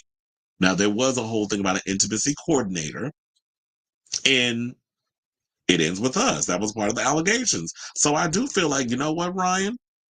You in danger, girl, because I feel like you literally was up in here using personal stuff that was going on behind the scenes with your wife on this movie set, and you thought you was slick by incorporating it into your movie. That would have went over our heads because we don't know the politics of what was going on behind the scenes, and It Ends With Us. But now that all the allegations have come out, now Justin Baldoni is now he sees the thing and now he's coming out. But I think it might have happened because, like I said before, the internet sleuths was sleuthing and people started putting two and two together and saying that Ryan Reynolds may have inadvertently involved himself. And this is why I say, you know what, whatever's going on with her over there on that set, she should have dealt with that over there. And you should have just minded the business that pays you and started working on your thing over here. But then again, there was accusations that Ryan Reynolds had involved himself in the Ends With Us film, and Blake ended up having final say on the edit and whatever, even though she ain't the damn director. Justin is the director. That's supposed to be his film. How does she have a say so on what's going on the set in regards of shots and ideas and whatever the case was, and how Ryan came in and started reworking on the script? Sir, you're supposed to be over there working on Deadpool's script, which he did co-write. That's what you should have been focused on. Why are you focused on what's going on over here? Your wife need to learn to fight her own damn battles. The one she allegedly was starting, because apparently, according to people, they feel like she was out here being her typical on-set diva self. And then with Justin Baldoni, she met her damn match. So, what is it? Oh, they said Lively, who cameoed in the tent pole as Lady Pool, recently accused Baldoni of harassing and fat shaming her postpartum body on the set of It Ends With Us. When Deadpool points out Nicepool's misogyny in the scene, the latter replies, "It's okay, I identify as a feminist." Now, during the development, production, and marketing of It Ends With Us, a drama about DV, Baldoni often touted his credentials as a feminist and ally to women. Now, Marvel and Disney declined comment, as did an attorney for Reynolds and Lively. Friedman could not be reached for comment. He is believed to be one of the many industry figures whose home was destroyed in the Pacific Palisades fire that is still raging. Yeah, I did hear that. I did see that story, excuse me, floating around that, yeah, Brian Friedman, his attorney, may have been affected by losing their house in the fire. I didn't know the fires were still going on. But they said the litigation hold letter sent the day the fires began calls for Marvel and Disney preserve any and all documents. Wait, hold on. It's like my mic went out. Okay, we're back. I was like, oh, what happened? I think I hit a thing and then my mic went out. But anyway, we're back. Okay, so it said the litigation hold letter sent the day the fires began calls for Marvel and Disney to preserve any and all documents relating to the development of the Nicepool character, as well as communications relating to the development, writing, and filming of storylines and scenes featuring Nicepool. The letter also calls for the studio to retain and all documents relating to or reflecting a deliberate attempt to mock, harass, ridicule, intimidate, or bully Baldoni through the character of Nicepool. So Reynolds, who's a writer, producer, and star of Deadpool and Wolverine, has never addressed if there is a connection between Nicepool and Baldoni, even as fans speculate just that long before the current legal clash between the parties that has spawned 3 lawsuits to date. On December 31st, Baldoni and 9 others sued the New York Times for $250 million over its story that relied heavily on a letter filed with the California Civil Rights Department by Lively, who accused the director of harassment and carrying out a retaliatory online campaign. The group accused the Times of using a cherry-picked and doctored communications, stripped of necessary context, and deliberately spliced to mislead. The complaint also claimed that Lively was the one who embarked on a strategic and manipulative smear campaign of her own and used false allegations to assert unilateral control over every aspect of production. So Friedman also went on that Tide Broad Megyn Kelly show. I can't stand her, but he referenced a Nicepool character and said there's no reason it relates to justice. I mean, anybody that watched that hair bun, Freeman said, anybody that watched that hair bun. He also questioned why Reynolds would use his wife's alleged sexual harassment for comedic fodder. If someone is seriously sexually harassed, you don't make fun of it. It's a serious issue. That is a good question. It's like, yeah, why would you incorporate that into the thing? Unless y'all got some twisted type of sense of humor. Because I don't know how you try to make harassment of any kind funny. So the litigation hold letter, which was written ahead of the anticipated claims related to Reynolds and Lively's tortious interference with, or is it tortious? Interference with contract and civil extortion, goes well beyond the Nicepool character and implies that a Lively / Baldoni style rift exists between Reynolds and Miller, who directed the first Deadpool movie but did not return for the sequel of Deadpool and Wolverine. The director and star were known to have clashed. The letter instructs the studio to preserve any documents and data relating to complaints made against Ryan Reynolds by any reason, including without limitation Tim Miller and Miller's departure from the film Deadpool 2, as well as any instances of Reynolds exerting creative control of any film project. Miller did not respond to an immediate request for comment. Now, a hold letter, often precedes litigation. Baldoni has not sued Lively or Reynolds, but Friedman has indicated that a suit is imminent, telling Kelly that he plans to sue the Hollywood power couple into oblivion. Following publication of the Times story, Baldoni was dumped by WME, the agency he shared with Lively and Reynolds. WME also reps Miller. Now, after Baldoni and the group that also includes publicists Melissa Nathan and Jennifer Abel and the Times in LA Superior Court, Lively filed her suit and it was going back and forth. And like I said so many times, a damn ping pong situation between them. So this is the latest. It's a whole lot, yeah. But so they say in the end credits of Deadpool and Wolverine, the actor who plays Nicepool is listed as Gordon Reynolds and not Ryan Reynolds. In a strange twist, Lively thanked Gordon Reynolds in the end credits of It Ends With Us, drawing a seeming line to Nicepool. And in July 22 Instagram post, that tagged Deadpool movie and It Ends With Us movie. Lively wrote about nice men who use feminism as a tool. So y'all may have shot yourselves in the foot in that situation. I know some people would feel like this is a stretch, but I'm like, the breadcrumbs is kind of like leading itself to this is a possibility that Ryan Reynolds did assert himself in a situation where he was trying to use Deadpool and Wolverine to take subliminal jabs at Justin Baldoni. And I feel like because we're hearing more of this stuff and more of the legalities of the situation that's coming out, that there is a comparison within there. I didn't even understand the point of us having a nice damn pool in the movie. And you already saw how he was using them as a shield to shoot him up. So there was a lot of metaphors going on up in there. I don't know if people was kind of reading into that part, but all the other stuff with the man bun and some of the dialogue that he was using and the Gordon Reynolds situation and equating that with not only with Deadpool and Wolverine, but it ends with us. If there's a connection there, then he may be able to, there may be some validity to what Justin is saying. Like I said, I feel like both sides is not innocent in this situation, but it may seem like, you know what, Blake? You and your husband may have like screwed yourselves in this whole situation. So I say all this to say, what do y'all think of the latest in regards of Justin, going after Disney to hold on to documents to support his claim that yes, Ryan Reynolds was out here using a character in Deadpool and Wolverine to bully him. And subliminally so. But the sleuth was out here sleuthing, figured it out, and Justin was like, okay, yeah, I see it. Now I see the similarities, and he going with it. And that caused the father's latest situation. So let me know what you guys think of this story in the comments down below.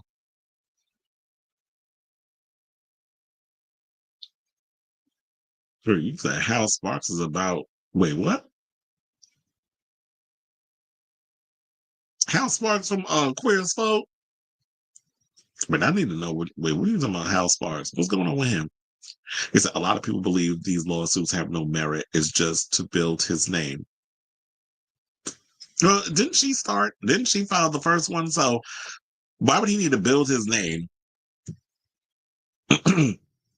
Remember Lady Pool killed Nicepool saying, fuck the intimacy coordinator. Let's just kill him, meaning a death threat to Justin Baldoni. It's my movie. Here's your final edit.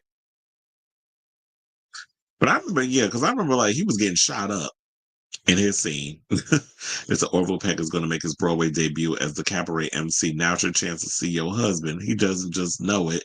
You. Oh, I didn't know that was the latest thing. So they're bringing in Orville Peck to take over for Adam Lambert. So yeah, I definitely got to go see Cabaret before he leaves. I don't know how long he was going to stay, but I definitely check that out. That'll be interesting to see how Orville Peck fares in the show, especially because I mean there are pictures out there with him without the mask on. There's also news of him on social media without the mask on. That's how you know it's. But how is he going to work this out? I mean, I understand maybe he'll think like the eye makeup will be sort of like, I mean, the eye cover will be the makeup on his face with him playing the MC. So, yeah, there's that. But anyway, excuse me. Okay, so we have 4 more topics to go, and then we are done with today's show. So before we get to those final 4, can you please do me a solid, if you haven't already, hit that like button and that subscribe button. Also, be sure to smash the notification bell so that way you know when we go live with a brand new episode of Chris Avalon Unfiltered. We'll also be putting timestamps throughout the show once the show is done, so that way when those who watch the playback later on can follow along and just click to exactly the topics that they want to watch. And they don't have to listen to the banter that we do in between the live chats. So please and thank you. So now, okay, let's talk about Miss Carrie underwears and the fact that you had Miss Elisabeth Hasselbeck had to jump into the conversation feeling like she had to defend her friend. And the funny thing is I posted this on my Twitter and somebody was like, somebody had sent me a message and then blocked me. So I guess maybe they thought that because I was gonna like the comment. I didn't say nothing bad, but she didn't say nothing bad. But she was basically saying like, oh yeah, she just using it because she needed attention because nobody's checking for her, which is the truth. And blocked me because I guess they thought I was a Trump supporter. I'm like, okay, did you actually read the article or did you just go by the headline and just write that tweet and then hit send and then block? Whatever, bitch. It's like, it is what it is. The people actually knew me on this thing. No, I am far from a damn Trump supporter. But anyway, So yeah, a lot of people have a lot to say in regards of Carrie Underwood performing at Trump's inauguration next week. So shout out to Entertainment Weekly for this story. Now Hessel Snatch, that's what I like to call her, who served as a View co-host from 2003 to 2013. So yeah, she was there for 10 years after her stint as a Survivor contestant, and who famously engaged in a heated on-air clash. Yeah, I remember that. That was iconic. Her and Rosie O'Donnell's um back and forth will forever be iconic. And the split screen that came with that was good TV back in the day. Well, it was 2007 to be exact. Spoke out on Tuesday evening, hours after Behar voiced on the talk show her opposition to Underwood's slated appearance at next week's political event in DC. That at The View, at Joy Behar, needs to simmer down off my friend, Hasselbeck wrote on X. After posting a message speculating whether she would eventually publicize her expanded thoughts on Behar calling Carrie Underwood un-American, it should be noted, however, that Behar did not use the phrase un-American to describe Underwood on Tuesday's broadcast of The View, which is true. I just hate when you get a lot of these nut jobs that be over here on the with Elisabeth, where they'll sit up in here and they gaslight and they use certain terminologies and they use certain words and they know they can get away with the crap on Elon Musk's Twitter because a lot of y'all don't believe in fact checking or at least doing your homework on stuff. Because I watched the episode, I'm actually caught up with The View. I had to do like a little binge watch before I watched the show, just so that way I can come in with some nuance-ness. That's not a word, but I just made it up. Nuance-ness in the whole situation. But people jumped in the comments. One person said they mentioned her decision and were very respectful. That it was up to her to make the decision to perform, and that would personally have made their other decisions. How is that in any way disrespectful to an extent where anyone needs to simmer down? Give it a rest. So yeah, there was people in the comments reading Elisabeth because she wanted a moment. And I wrote, she's only saying this because she needs a moment. No one is talking about Elisabeth, so she needs to assert herself in the convo. And look, then people put in the comments something like what we read yesterday, what Joy Ann Reid wrote. So if you perform at the Trump inauguration or at any related events, you are endorsing him, full stop. And if no more defensible, and it's no more defensible than if you perform for Putin or Orban or in the 1930s for the German chancellor. You could dress it up all you want, but that's what it is. And I do agree that now, child, I'm seeing Terrifier 3 trending. Let me not get distracted. Um, so it's like, yeah, I don't know why people go like it's an issue if you say, well, she tried to say she's apolitical, that she doesn't have a political stance or anything, which is a damn lie. First of all, if you're friends with Elisabeth Hasselbeck, of all people, when she's coming out here actually outing herself as a friend of yours, we know where you politically lean. Also, if you are, and I don't want to sit and label all country people as being Trump supporters or radicalized or whatever the case is, because I don't agree that everybody is. But when you look at the type of people that are voting for Trump, they kind of lean into that whole thing. It kind of feels like it may come across as a stereotype, but there's always a little truth in stereotypes. That, yeah, a lot of the people that lean in that way listen to that type of music, leaning, believing what Trump is all about, listens to country music. Like I told you, I worked many at country events. They do lean towards Trump. I've seen a couple of y'all screensavers on y'all phones. Got Donald Trump on it. When I worked the bullfighting, bull riding thing at the Garden, there was people over there that were staunch Trump supporters, trust and believe. A lot of people like to wear their political beliefs on their sleeve, which I don't know why they do. We never were living in a nation that was doing that. But then one person said this that pretty much sums it up, and then I'll finish off this story. They put, he's not the first president who's a criminal, but he's the first criminal president. So I do agree with that because it's like, yeah, we've had presidents who have done criminal activities. Some would say, especially the way, Joe Biden and his handling of Gaza and that whole situation, you're a war criminal. And then some people look at George W. Bush as a war criminal. Some people look at certain policies that Obama was behind would be criminal in a way. But yeah, Trump is the first criminal president because you were facing a gazillion felonies, and people didn't care, and you became the president. So, like I said, if what's good for the goose is good for the gander, just own your shit. Just say the reason why you're doing it. You're doing it for monetary reasons. You're doing it because it brings attention to whatever it is you got going on, be it new music, American Idol, whatever you have going on. All kind of people think like, look, we are in the industry, and I remember somebody got pissed off at me for saying this, but I'm like, I know what the hell I'm talking about, so just so you to stay mad. We're in an industry now of what have you done for me lately? They don't care how many Grammys you had in the past. They don't care how many tickets you sold in the past. They don't care how many records you sold in the past. What have you done for me lately? I don't care what you did for me last week. I don't care what you did for me 2 years ago. I don't care what you did for me a year ago. What have you done for me lately? And for lately, ain't nobody been checking for Miss Carrie Underwears. Or as I like to call her, Trailer Swift. Ain't nobody really checking for her. So yeah, this brings attention to what she's doing. So just own it. You can't just go out here and just be like, oh yeah, I did it. I'm doing this thing and then leave it blank. People are gonna speculate. Once you put something out in the world, people have a right to, and you could protest in other ways. She could sing and perform for whoever she wants. I don't care who she performs for. I wasn't feeling no ways tired about it.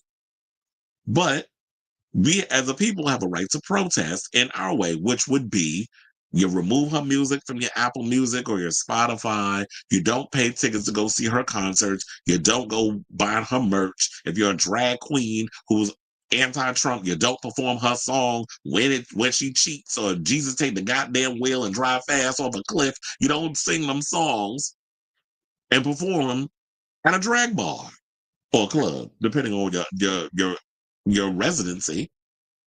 Don't perform the songs. It's that simple. That's how you protest. I do agree with that people have a right to perform where they're going to perform. But like I said, we just gotta you go do it. We have a right to be against it, and we show it through our wallets. And I'm sure she's probably gained enough fans. And look, on my TikTok, there was people who was pissed at her and removed her music. There was people that was team, who were Trump supporters that was team Carrie Underwood and was glad she's doing what she's doing. So to me, like I said, I do feel like that this is Elisabeth using this to gain attention. Because she says still, she went on her IG story with a caption reading, Joy at Carrie Underwood is an incredible woman. You can learn from her strength. First of all, Joy is in her she's an octogenarian. What the hell is she gonna learn from somebody half her damn age? And yeah, when I say half her age, Carrie Underwood is in her 40s. And Joy is in her 80s. What she need to learn from her? Maybe you need to learn a little restraint or respect or whatever. Because a lot of y'all running around here with this old fake niceness. So now she later appeared on Sean Hannity's Fox News program to expand on her thoughts on Behar. She began her chat with the host by saying that The View, which welcomed that bitch back as a guest co-host in 2022 and again as a guest for Barbara Walters' tribute episode in January 2023, has refused to put anyone who has a lick of sense on most days. She also said that Behar's criticism amounted to nothing more than selfish personal publicity gaining and felt that Behar wants to attach her name to Carrie Underwood's name so that she maintains relevance because she knows that ship is sinking. The cackle of this crap that she's saying, because I'm like, girl, who's checking for you? Nobody's checking for you. Nobody asked you for your opinion. This is a hot topic that was brought up on The View, which they are a heavily political leaning show. So you knew this was going to be a hot topic. You really think that Joy Behar need to come over there and say something that's relevant? I mean, to gain some sort of relevancy? When she's got the life that she has, she don't need the relevancy. She don't care about all that. She's a woman of a certain age. She don't care about the TikToks and the virals and all that other mess. She's out here giving her opinion. And if you watch The View over the years, you worked with her. So you know exactly what you're doing. This is all stunts and shows that you're pulling. Joy has always been someone who's been relatively opinionated and not giving a damn about virality or relevancy. And quiet as it's kept, Carrie Underwood ain't that important that somebody needs to latch themselves on to her bland ass for a moment. So, girl, go have several seats on that. So,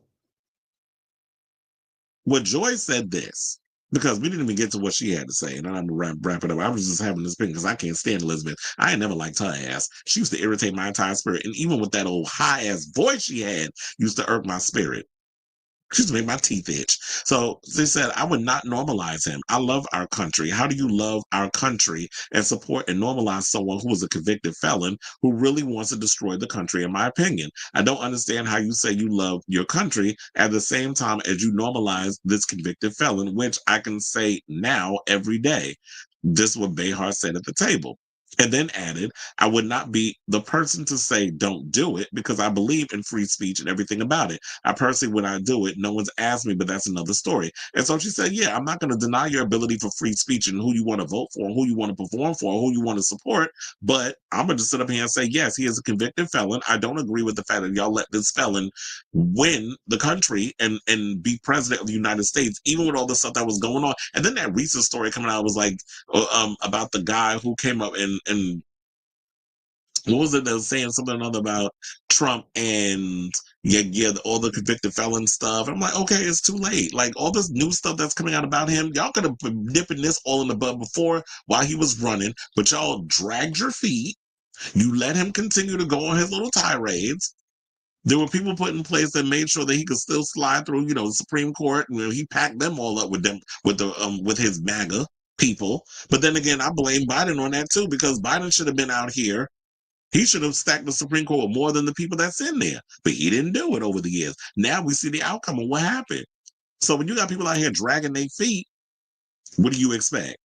And that's what our judicial system, which is why a lot of people don't really believe in our judicial system anymore, because it goes to show that regardless of what Trump does, he could do anything. And that man said he can go and pow somebody in the middle of Fifth Avenue and nothing will happen to him. Clearly, because regardless of what he does, nothing touches him. He's literally Teflon Don. And y'all have pretty much laid that all out there for him. So why would you be surprised with the way he acts or how he will react to things or certain things he says? Because yeah, regardless of what he does, nothing touches him. So I hope that we're gonna all be about uniting the country and not just uniting when things work in your favor, or when it's on one side, that it really is about bringing the people together and taking the country to the next level, which is not going to happen because Trump is all about turning this country into oligarchy. And the sooner y'all see it and y'all notice, that's what's going to happen. And I won't hear nothing because that's what y'all voted for. So I say all this to say, Elisabeth, go have several seats. You sound like a dummy. You are clearly doing this because you need the attention, and it just goes to show that this is all projecting on your part. And that's basically the energy that I was getting, because it's like it's just real kids table simple Simon crap, where it's like you just using this for a moment for yourself because nobody's checking for you. You and Nutman McCain have a habit of always looking at whatever's going on at the View and using that to have a moment, because I've noticed that a lot too. Remember at one point, well, Nutmeg's off doing whatever. Who knows? Who cares? I don't care and follow her. But she, what was it? Like last year, she was always running off saying things and bringing things up about the View, and oh, they're always talking about me. They can't keep my name out their mouth or whatever. Even though they ain't said nothing, they didn't say nothing at you directly, but they did throw some shade in your direction. So let me know what you guys think of this story in the comments down below regarding Elisabeth just deciding to pick on Joy Behar, because they bored over there at Fox News. They should be doing everything but actually reporting the damn news over there. So let me know what you guys think of this story in the comments down below.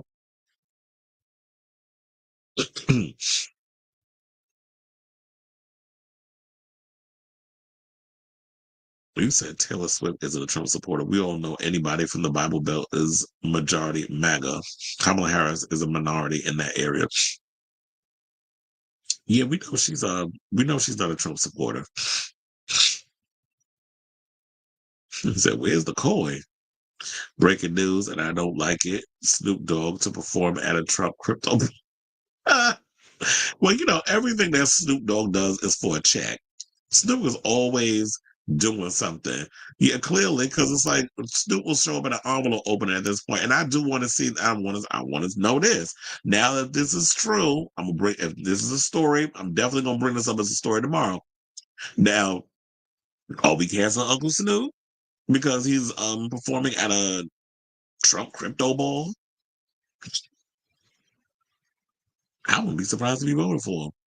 I wouldn't be surprised if 50 Cent voted for him too, but 50 being vague because he don't want that shit messing with his money. Yep, Trailer Swift. Because I just knew that Ryan Reynolds couldn't be all that nice if he'd married that.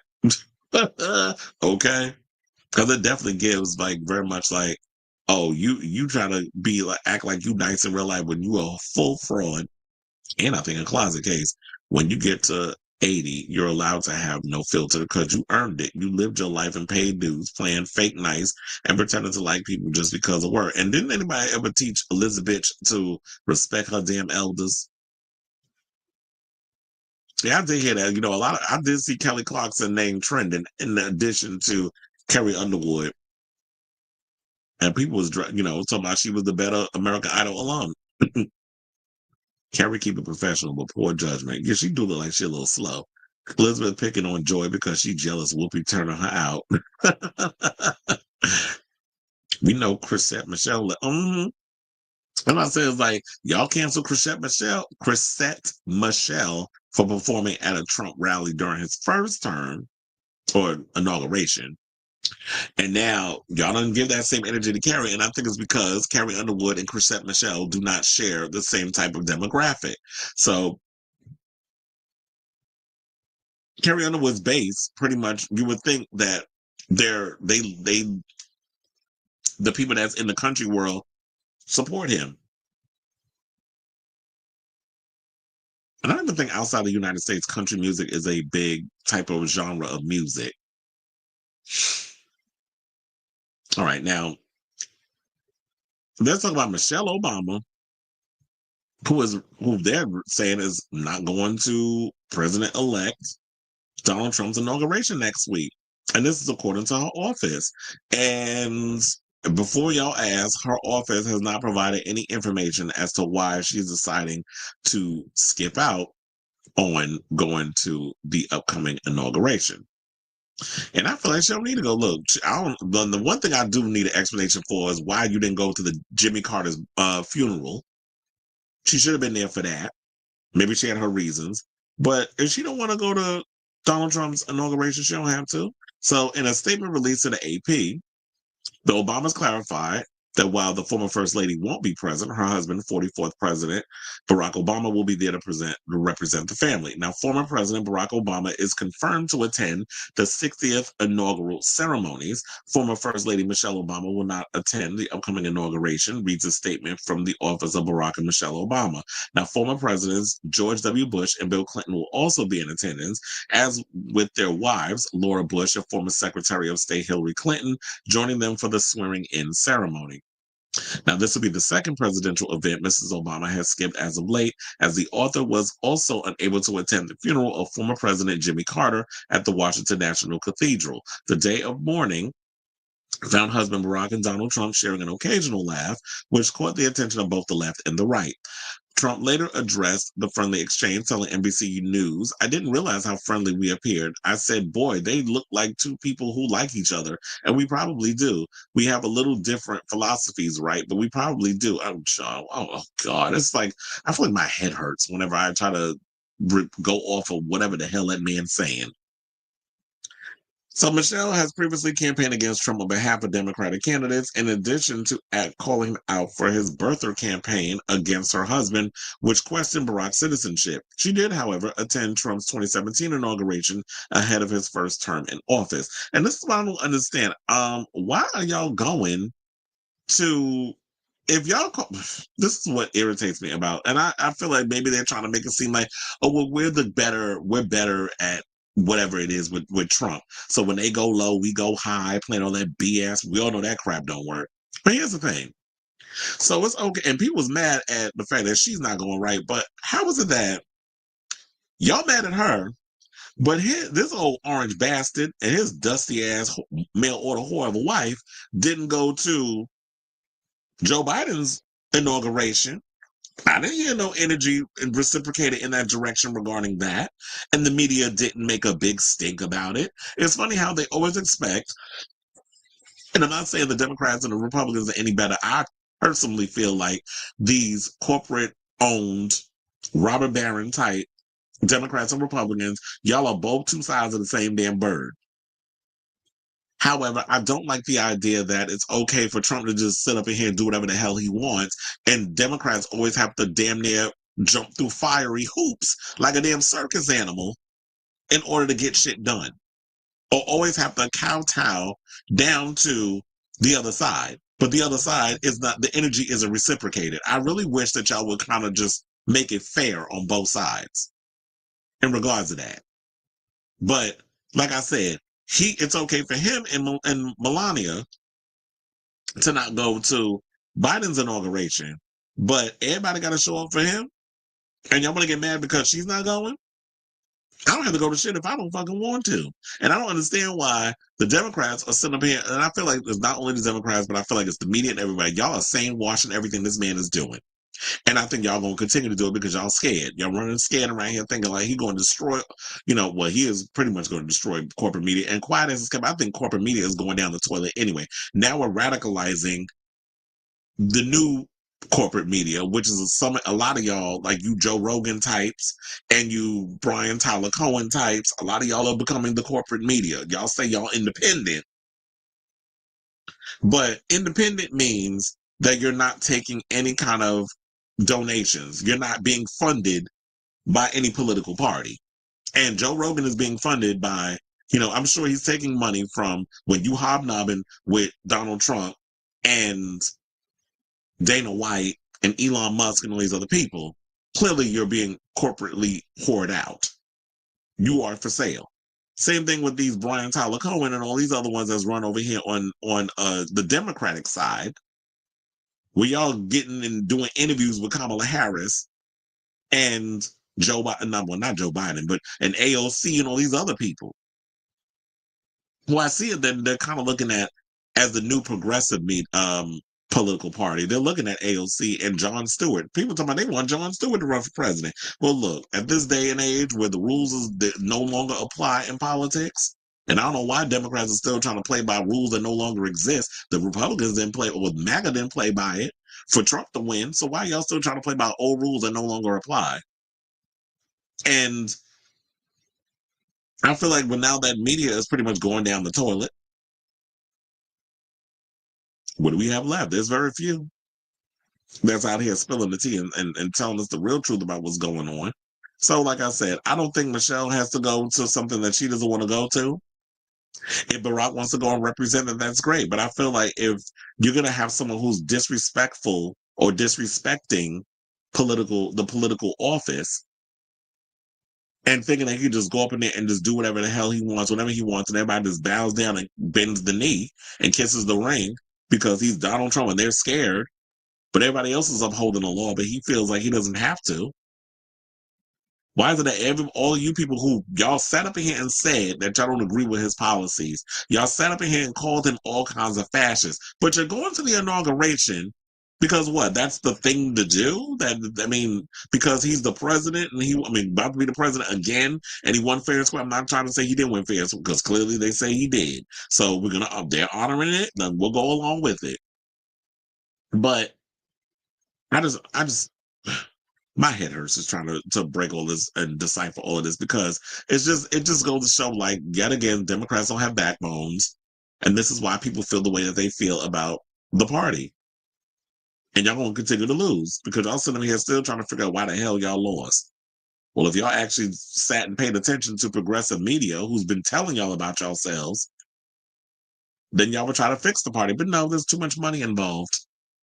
Especially when you have Biden out here who was on some slick shit and pushed TikTok to go aboard the Supreme Court so they can make a decision on whether or not they're going to get rid of it. So anyway, that's all I got to say on that right now. I'll keep you guys abreast of the story as it develops. Well, any more stuff that comes on in that, but I feel like there's going to be no development. Michelle says she ain't going. It is what it is, so stay mad. So let me know what you guys think of this story in the comments down below.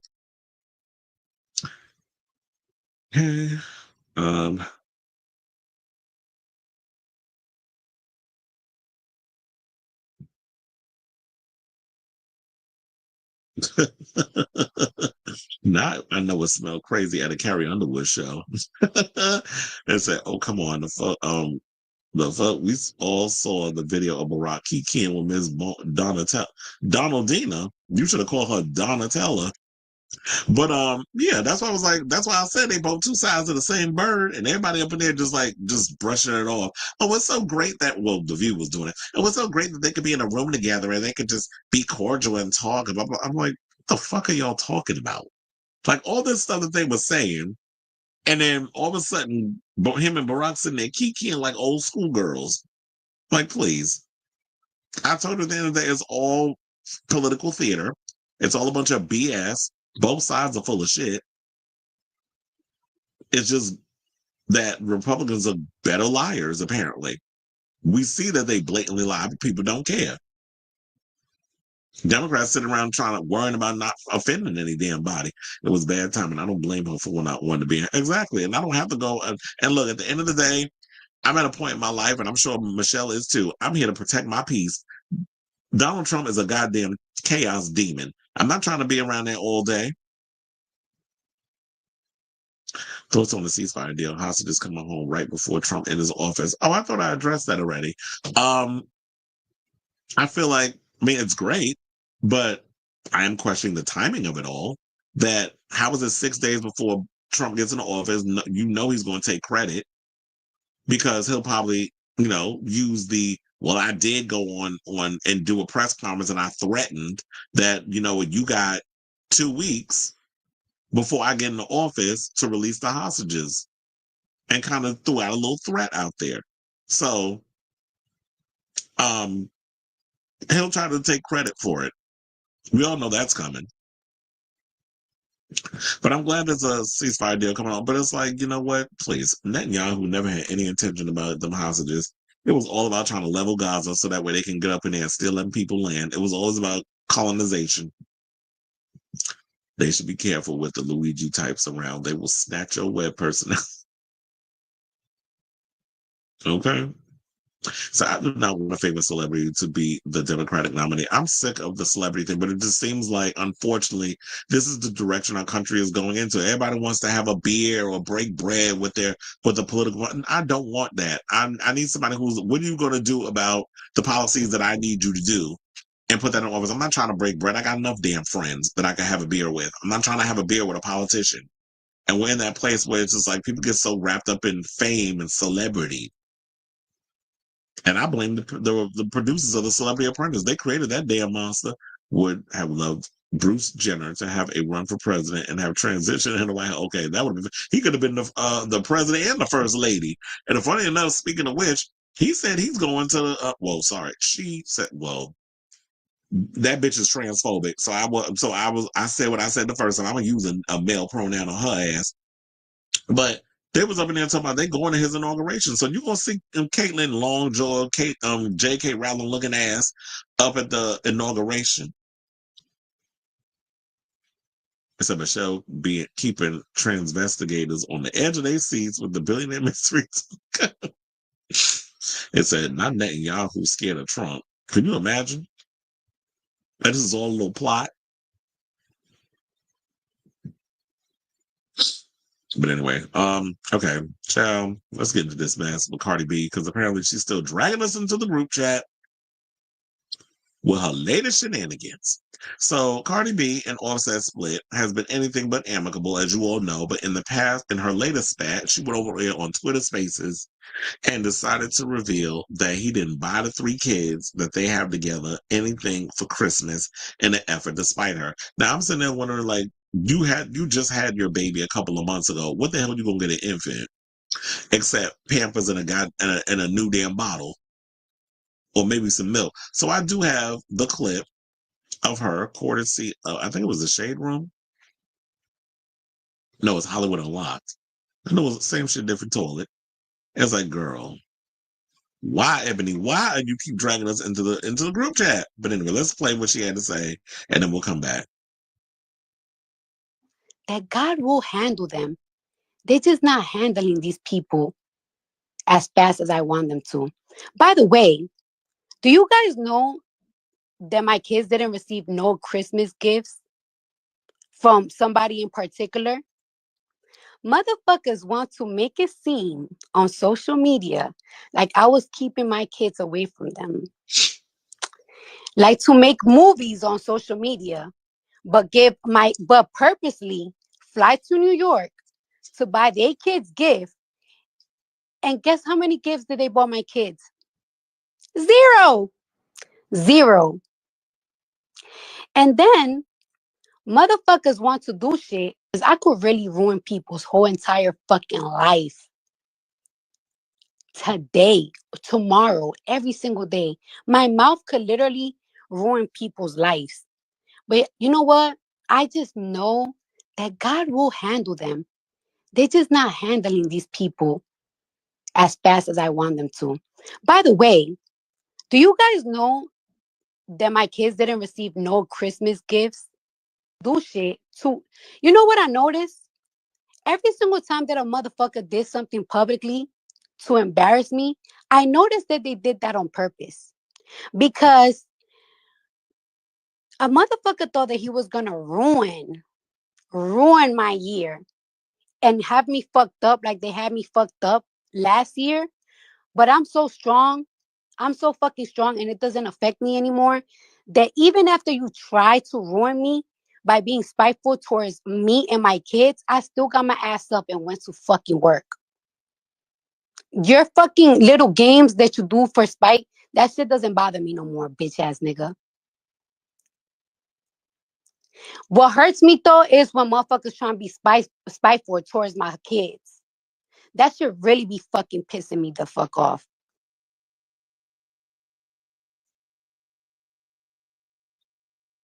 Okay, so I feel like we got enough out of that. And my thing is like with Cardi, girl, You want to do talk you ever about? with I whom? could really. So it's like, yeah, it just goes on and on and on.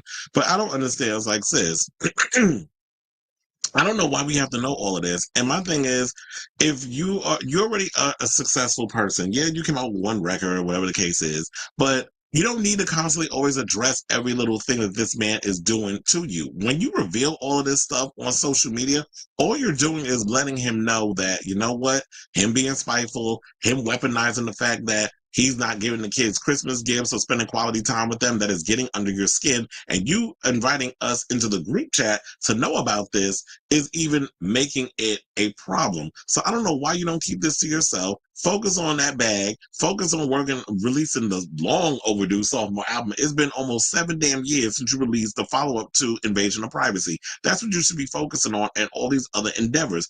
You are way more successful than this man. And I understand, like you saying, because that the karma's gonna get him or whatever, but the universe is not working fast enough. You can't force karma to do what karma gonna do. Karma gonna take care of him.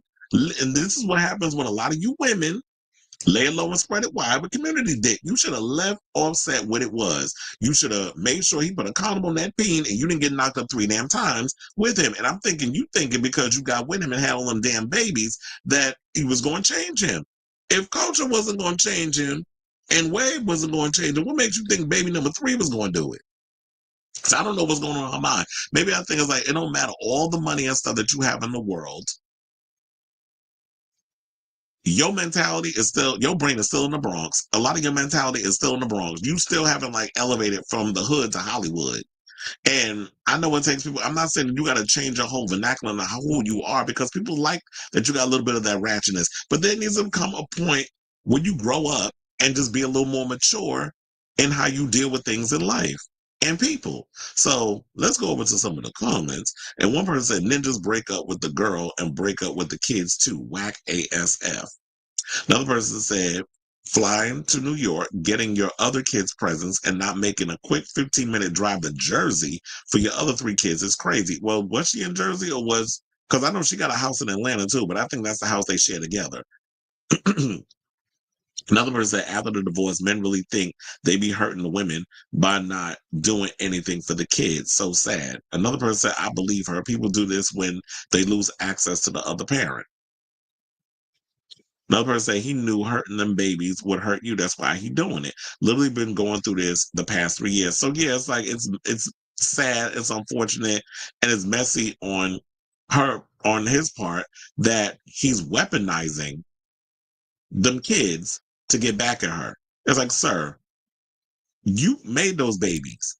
And for you to try to do some spitefulness as a way to hurt her, that's only going to hurt you in the long run, because you're going to end up with kids that are going to grow up, have all kinds of issues, emotional issues or whatever, and they're going to grow up to hate you.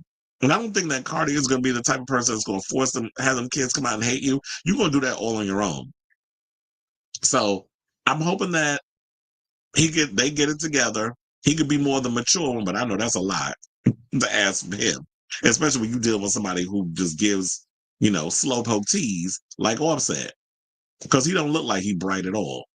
But this is what happens when I tell you something. You broads run around here laying low and spreading it wide with community dick. The minute you get knocked up with that man, it's like you couldn't even cut ties with him after your divorce or after y'all split. Now you forever connected with him, with them kids. And now he out here weaponizing his other children to get back at his current children. So it's unfortunate, but sis, and I know it's not going to happen, please keep us out of the group chat. But Cardi wouldn't be Cardi if she wasn't out here asserting us in her personal business. So I said all this to say, what do y'all think of this story regarding Cardi revealing Offset being trifling and not buying their 3 children Christmas gifts and spending quality time with them? So whatever your thoughts are on that story, let me know in the comments down below. Okay. I said, where do we go? Oh. I was like, I went up a little too far. Oh, I think I read that one. It said, bring a portable potty Jenner. Oh, yeah, because here's the thing. They don't want the trans using the community bathrooms, which quiet as it's kept. Every bathroom in your house, don't all men, if you live in a household where it's like 1 bathroom or 2 bathrooms, men and women use the same damn bathroom. So why all of a sudden we in public and y'all thinking like trans people out here, which make up a small percentage of our country, are literally in the bathrooms trying to assault people of the whatever gender that they're going up in, or your kids, whatever the case is, when we all know also that assaulters are mostly white males. That's the statistic. And if people want to go in and assault somebody, they don't need to change their gender to do it. They'll do it regardless. Who is Michelle? You talking about Michelle Obama? You said, Cardi, your kids are well taken care of, I'm sure. Mm-hmm. Well, and that's another thing, too. Is like you making it, I mean, I get it. It's a relatable thing because people, whether you're rich or poor, can relate to that. But I know some people feel like, well, why is she even complaining? Like, you make more money than a lot of people will ever see in their lifetime. And you complain about your kids not getting no gifts. Yeah, I don't understand that. It's like, you should have learned that with the first kid, but you just kept going and going and going and thinking that your children, that maybe she thought she was going to be exempt. Some people out here thinking they got the magic pussy that's going to change the man from being the low down dirty dog that they've always been. But I got to tell you, pussy ain't never going to change nobody. It'll get a man all excited temporarily, but once they get that nut off, it's back to being the same old dick that they always been. So say congrats on reaching 2.19K subscribers. Thank you. Yeah, the channel has been blowing up. Is she trying to be another Azealia One album, then just go on social media and talk shit? Well, at least she talking her own shit. She ain't talking about other people. So I'll give her credit for that. She's not out here just, trying to remain relevant by just talking about other artists like Azalea's doing. And then most recently, MIA has been doing. I would never utter him again in life. Just like ignore him. I don't know, but that's hard for Libras. Libras get caught up in their emotions. You got me feeling emotions deeper than I ever dreamed of. So why didn't she just buy them? Look, that's what I would have did. The parents do it all the time.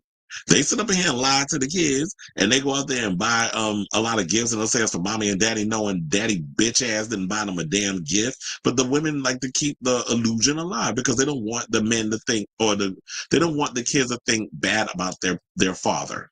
But it's only been so long that you can try to mask that situation before the kids wise up. But in the meantime, just keep it going. I'm sure they got many. Because it's like, girl, we know them kids ain't hurting. Is Caitlyn giving catheter or diaper? I was like, look, show up with a catheter. So that way you can put it in, you can have one like urine. I was gonna say urine. Because I was thinking of Ken, Lisa Vanderpump husband, where he couldn't say urinal, he would say urinal. But anyway, let's get into our final topic and let's talk some homeless news. And let's talk about the co-founder of Finland being dropped as a judge at the International Mr. Leather competition because there's a scandal surrounding photos of him wearing Nazi regalia. Now, when I saw this channel, I gagged. Now, shout out to Out Magazine for this story, by the way.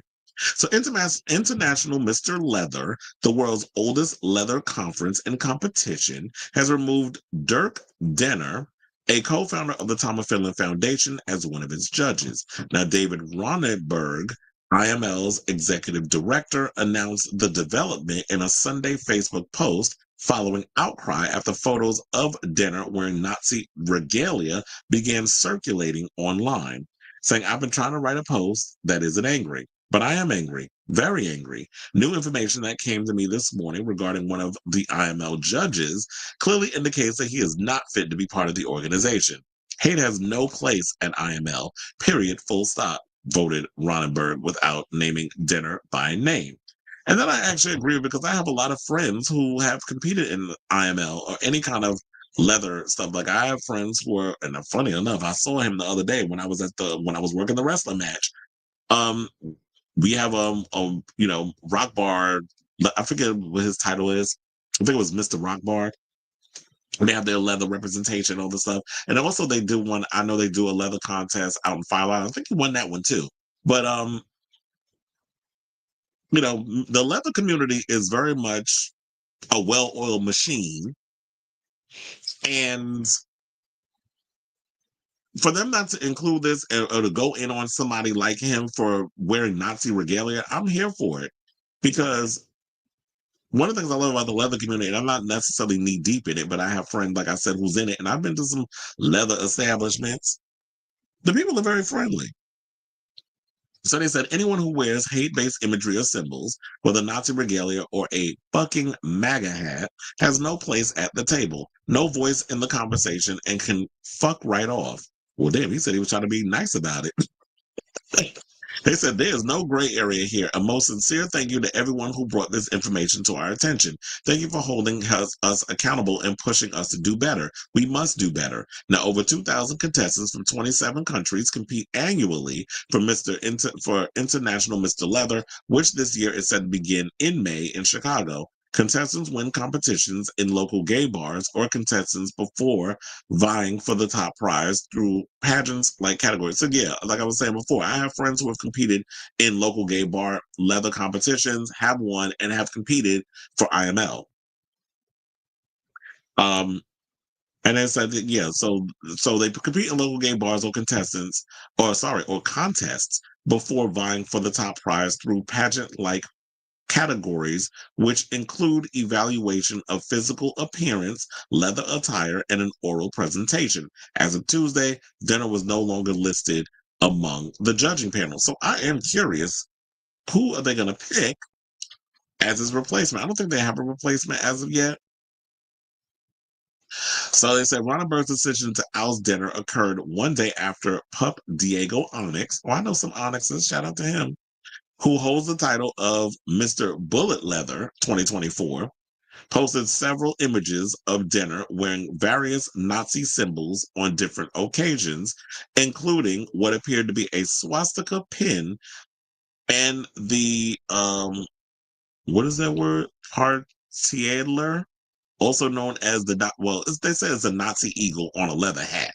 I'm like, y'all with these fancy words.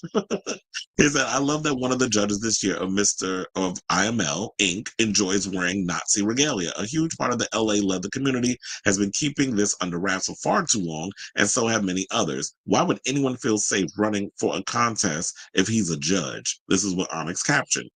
Please share if you found this problematic as well, considering the amount of trans POC trans slash POC slash Jewish slash essentially anything but white in our country who deserve respect. This is beyond fucked up. This is what he added. Now, JL Carter, Mr. Sister Leather 2024, also spoke out against dinner last week online, saying more than one person suggested I should run this year in the IML competition. I think not. This is what Carter wrote on Facebook on Saturday. My only regret is not speaking up about this sooner because it's the worst kept open secret in the leather community. Particularly, they said the LA leather community. It's why I don't go to the Tom House anymore. So, sitting there thinking that this is like a well-oiled machine, a great community and stuff, but now the tea is coming out that things ain't always, what you see ain't always the truth. That there's been some open secrets and things that's going on. Yeah, I had to put this picture up. I think the one on the left is Little Nas X. The one in the middle is Long Coming. And then on the end, you got Billy Porter serving sexual Leatherman teas. Excuse me. So yeah, I was thinking, I didn't know that this shenanigans and shade and all this other mess was going on out in LA. So they said the Tom House is the one-time LA home of Tuco Laaksonen, more popular known by his artist name Tom Finland, because I did see the Tom Finland biopic, so that's how I knew that name. Where the Tom Finland Foundation is based. Now, founded in 1984 by Denner and Laaksonen, the foundation works to preserve the legacy and art of late Finnish illustrator whose drawings of hypermasculinity, first begun during the rise of Nazi Germany, have become staples in both gay bars and art galleries, and even fashion collaborations with Diesel. I would also think that Nasty Pig kind of models themselves a little bit in the Tom of Finland type of world. Although I'm liking their new fashions as of late. The drawings, many featuring muscled white men as authority figures like Nazis, have no strangers to controversy, with ongoing debates over whether they glorify or attack abusive power systems. Now, in addition to being an archive, the Tom House also hosts artist residencies and events. So in a follow-up post, Carter alleges that Denner also made racist remarks towards Black and Latino members of the leather community at a February 2024 event, saying this man categorically should not be a judge at IML, stated Carter. It's complicated and troubling that so much of our aesthetic in the leather community comes from Tom of Finland drawings, which glorify the Nazi uniforms. Now, Edward Sella, CEO of Tom of Finland, released a statement on Tuesday on Instagram in response to the controversy. Tom of Finland Foundation unequivocally condemns all racism and hatred, probably now that y'all been called out, and it's been taken to a point where they had to, get rid of his behind as a judge. And they said that, and all symbols that are used to convey such views, he stated, as a foundation, we hold ourselves to the highest standard of inclusivity, equity, and respect for all individuals. And we reject any content or behavior that runs counter to these principles. Now, Sella added that the harm caused by recent actions requires more than words. It requires sustained effort and accountability in order to rebuild trust, to ensure that our work supports and uplifts all members of our community, including those who are marginalized. He encouraged concerned members to email administration at tomoffinland.org, as part of the beginning of an open dialogue. The statement did not specifically mention Denner or the IML incident. Now, in a statement to Out, Onyx expressed frustration that it took international attention for Tom of Finland to say something about Denner's donning of Nazi regalia, saying, why is it always the job of younger trans POC people in the leather community to bring it to the attention of everyone when it was widely known as the best not kept secret? Now, everything I posted in my Facebook and my IG were all public photos, easily found if you dig deep enough. As an organization as big as TOF, one would think somebody would say something, right? Guess not. And Dirk's apology that he made, but is only visible to friends on Facebook, you're not sorry, You're just sorry you got caught. Now, Tom Finland Foundation has not yet responded to requests for comment. So I'll definitely be following this as it goes on. And I had no idea all of this was going on. I'm glad this tea is being spilled because I'm like, look, I'm not just going to sit up in here and talk about celebrity news. We're going to talk about the homosexual stuff and what's going on in our communities as well, particularly what's going on in the leather community. Now, I'm not going to sit up here and try to act like I'm well versed in what's going on in leather. I do go to the Eagle every now and again. And I do partake in the little leatherizations of things when I go and support friends of mine who are in the leather community. But so that's as far as it goes in regards to the whole leather thing. Now, knowing all of this stuff that's going on, I'm like, yeah, we definitely need to bring all this up. And this is definitely something that needs to be talked about. And why, and I do agree, why does it take someone who is a person of color or someone who is a part of a QPOC, we'll just go with that, a queer person of color? Why is it that it always has to be one of us that has to be the one to step up to the plate? Where's all the white people within the leather community? Why wasn't y'all out here calling out one of your own for doing this? Is it because that the regalia and stuff he's wearing, y'all feel like that's part of the culture? It's embedded in the culture because of what Tom of Finland represents? So we don't rock the boat. We don't make any qualms or say anything about that. We just go along with it because it's been so long embedded in our culture that we just look the other way until someone who is a person of color finds it a problem and wants to bring it to the people's attention. And now they're reacting to it. So look, I'm glad you brought attention to the thing. I'm glad they did something about it. If this person is going around making racist comments towards people or anti-queer comments or saying things towards other people, then yeah, they definitely need to be called out, and they should not be up here and they should not be up in here representing. I don't know why this picture won't go over to the picture. Let's try that again. And they don't want to go up in here and represent because that's one of the iconic photos from Tom of Finland. So, and if you're gonna bring it to the attention, then sometimes that's the only way that we can get the attention of things, is that you got to make it a big deal. And I'm glad that the press, the queer press, is starting to pick this up and talk about it. So shout out to you, Al, for bringing this to people's attention. And that's why I'm bringing it here, so to hear what you guys got to say. So I say all this and say, for those who in the leather community, for those who are well versed in this thing, I definitely want to hear from you guys in regards to this story. If y'all got some tea, definitely drop it in the comments, because I'm gonna cut this up and I'm gonna add it as like a little separate segment, because I definitely want to hear from you guys, especially like I said, those of you within the leather community. So sound off in the comments down below. And child, I see y'all sounded off in these comments.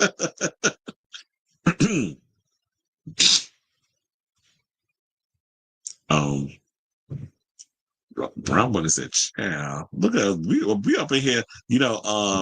What's her name? Nancy Bates gonna get mad at us the amount of times we saying child up in these comments." And you said, or in this show, I love Tom and Finland, but I'm not surprised. Yeah, I like their stuff too. I mean, I have a friend, but I have friends, a black friend of mine. My roommate has a whole big book, like this thick, thick book. Looks like a freaking encyclopedia of like the Tom of Finland book, as like a coffee table book. So it's embedded in our culture, and there are people of color who like the Tom of Finland type of stuff because it's a part of our culture and being pro-sex and all that other stuff. But when you look down beneath in the Nazi symbolisms and all that stuff, yeah, that part of it's wrong. So I would love to go to an IML contest one day. Not my thing, but I love so coders and things. Yeah, it's like, not saying you got to participate, but yeah, I would like to be in the room and I think that's a cool thing. It's like going in the room and seeing and being a part of different aspects of the queer community and seeing like, yeah, I would love to go to an IML contest and just see what it's all about and see like how they do the contest and stuff. I would love to see that as like a show. Like we can get a RuPaul's Drag Race type of like where they do like the IMLs or any kind of the contest where you see the men, they do something. That would be a really cool thing. That's like another subgenre of our community that we get to see outside of the world of drag. But that might be a little too controversial to get on the TV screen. But they got streaming services. So I remember being so hurt to realize that even gay people could be, oh, child, who you telling? Because, yeah, that is the thing. Is like, and unfortunately, in our community, it does come across as like, you know what, even gay folks can be racist and say all kinds of crazy stuff. And I have no problem calling our community when they do stuff like that. It said, wow, that part.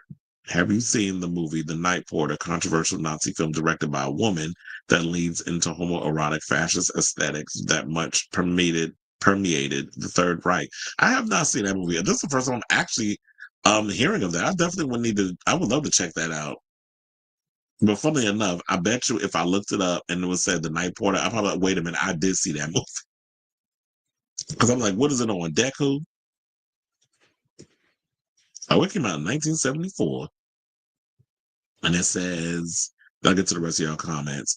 It says, is it a 1974 Italian psychological war drama co-written and directed by Liliana Cavani? It stars Dirk Bogarde and Charlotte Rampling. Charlotte Rampling? Why that name sound familiar? With Philippe Leroy, Gabrielle, blah, blah, blah. Okay, we don't care about the names. It says, set in Vienna in 1957, the film centers on the sadomasochistic relationship between a former Nazi concentration camp officer and one of his inmates. Sure.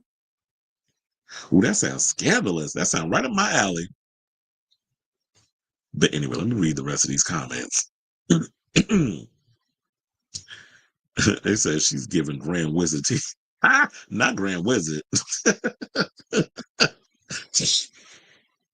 It said there are a lot of gay races, surprisingly. Like, look at the whole femmes, no fats, no age. And child, who you thinking was out here voting? You know, when they equated the Nazi regalia with a MAGA hat.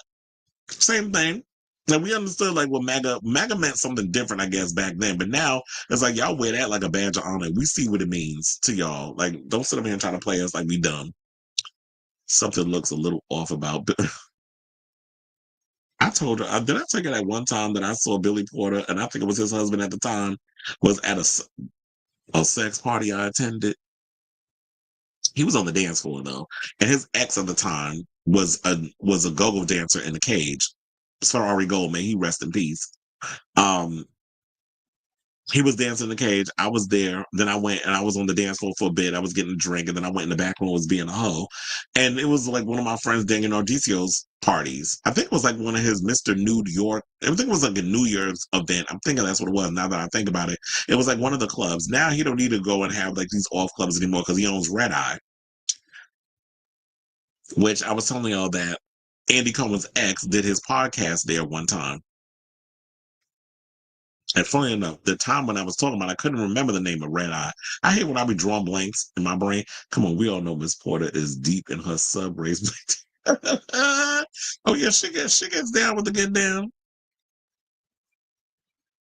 This corn star Brogan has a Tom of Finland tattoo.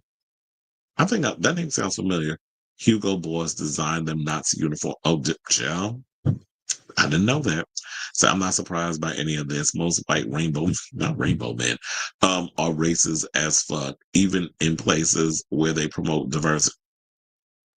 That part. Let's be honest, BDSM and fetish play do to be entrenched deep into our political aesthetic and sexual histories. Domination and submission is about power, and what is more about power than the political? Absolutely. And they be the main ones, the politicians that's into that BDSM, leather, fetish. They all into that freaky stuff.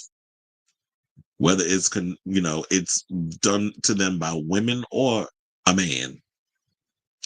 While time of feeling art is a staple of gay culture and art, but let's be for real, many of the aesthetics and biker aesthetics were modeled after the uniform from not only Nazi Germany, but other fascist nations. Agreed. So yes, Lamar, I could think of many examples. Kenneth Anger's film Scorpio Rising from 1964 is full of biker leather and Nazi aesthetics. And yeah, that is so embedded in our culture. When, that they're not changing that. Onyx says, is it bad that I kind of want to watch these films? Scorpio? No, there's nothing wrong. Is it? I didn't know Scorpio Rising was on YouTube. Hold on. Let me look that up. I was like, that's on there. I was like, no, I do feel like, you know what, this whole thing of hold on. Speaking of which, while I think of that, did y'all see the new Daredevil Born Again trailer? I cannot wait to see this series when it comes out. And I'm like, when it does come out, I think wait, what was the name of it again? Oh, you said Scorpio Rising. Now, why is it literally coming up all about Scorpio sign and Scorpio ascendant in astrology? Oh, I see it. I found it. It is 28 minutes. It came out in 1963. I don't think look, and they said this channel does not support or advocate Nazism. So, um, I don't see why you wouldn't want to see it. I feel like when it comes down to things, we should get ourselves educated and find out more about our history, whether it's Black history, queer history, all kinds of history. You know, we're going through a situation, we've been going through it for years, but I feel like it's going to be even more prominent with the upcoming administration, that we're going to be dealing with a lot of where they're trying to erase history. And I feel like for us to do better, to know where we're going, we have to know where we've been. So why not learn about it? It doesn't mean that you're a Nazi. It just makes you way more educated about things that other people wouldn't be privy to. He said Sonny Hudson is filing a $5 million lawsuit. Well, I guess that'll be tomorrow's topic. Brown Bunny says, I love these films, low key. And Robert says some of gay corn stars are in jail for being in January 6th. Well, quiet as it's kept, a lot of them are gay for pay. If you really want to break it on down. So yeah, I'll definitely look into that Sonny Hudson story and whatever else is popping up on here in the social medias. But in the meantime, we are done with today's show. I want to thank you all for watching. Tune in next time, and also be sure to hit that like button and that subscribe button. Also smash the notification bell so that way you know when we go live with a brand new episode of Chris Avalon Unfiltered. I don't know about the whole, I have to look more into the Elon Musk lawsuit. I did work on it yesterday. But yeah, I'll probably bring it up. But I know like everybody, what is that channel, that app, Red Note? I almost called it Red Notice. I don't know why I want to call it that. It's probably because there's a movie called Red Notice with The Rock. But they talk about that Red Note app, which is a substitute for, was like the Asian TikTok, because it's their version, that it is blown up. Now, a lot of people are subscribing to it. So I might actually add that if they decide to get rid of TikTok. They said, and from what I heard, because Sabby Sabs did a story on it, shout out to her. She said that you could translate it to English. So, and it's the same outlook. It's the same overall look that it has to TikTok. And some people saying it's even better. But look, we already talked about it on how they don't allow cleavage and things of that nature. So you got to be careful with that. And I don't know what their extent is in regards of like the type of topics that we could talk about. So I don't even know if I could upload some of my clips over there. And you know how I be cursing. I don't want them to like get rid of me or whatever and then ban my damn channel. And then I'll be like, well, damn, I guess I'm just going to be stuck with the YouTube. Not that that's a problem because YouTube pays. But so, you know, oh, great stream. Thank you. Thank you. Excuse me. So, yeah, I'm getting hungry. And I feel like my voice is going because I've been talking for almost 4 hours. So, yeah, love you all for watching. Definitely hit that like button and subscribe button. Also, smash the notification bell so that way you know when we go live with a brand new episode of Chris Avalon Unfiltered. Love you all to bits and pieces. And until next time, ciao, darlings.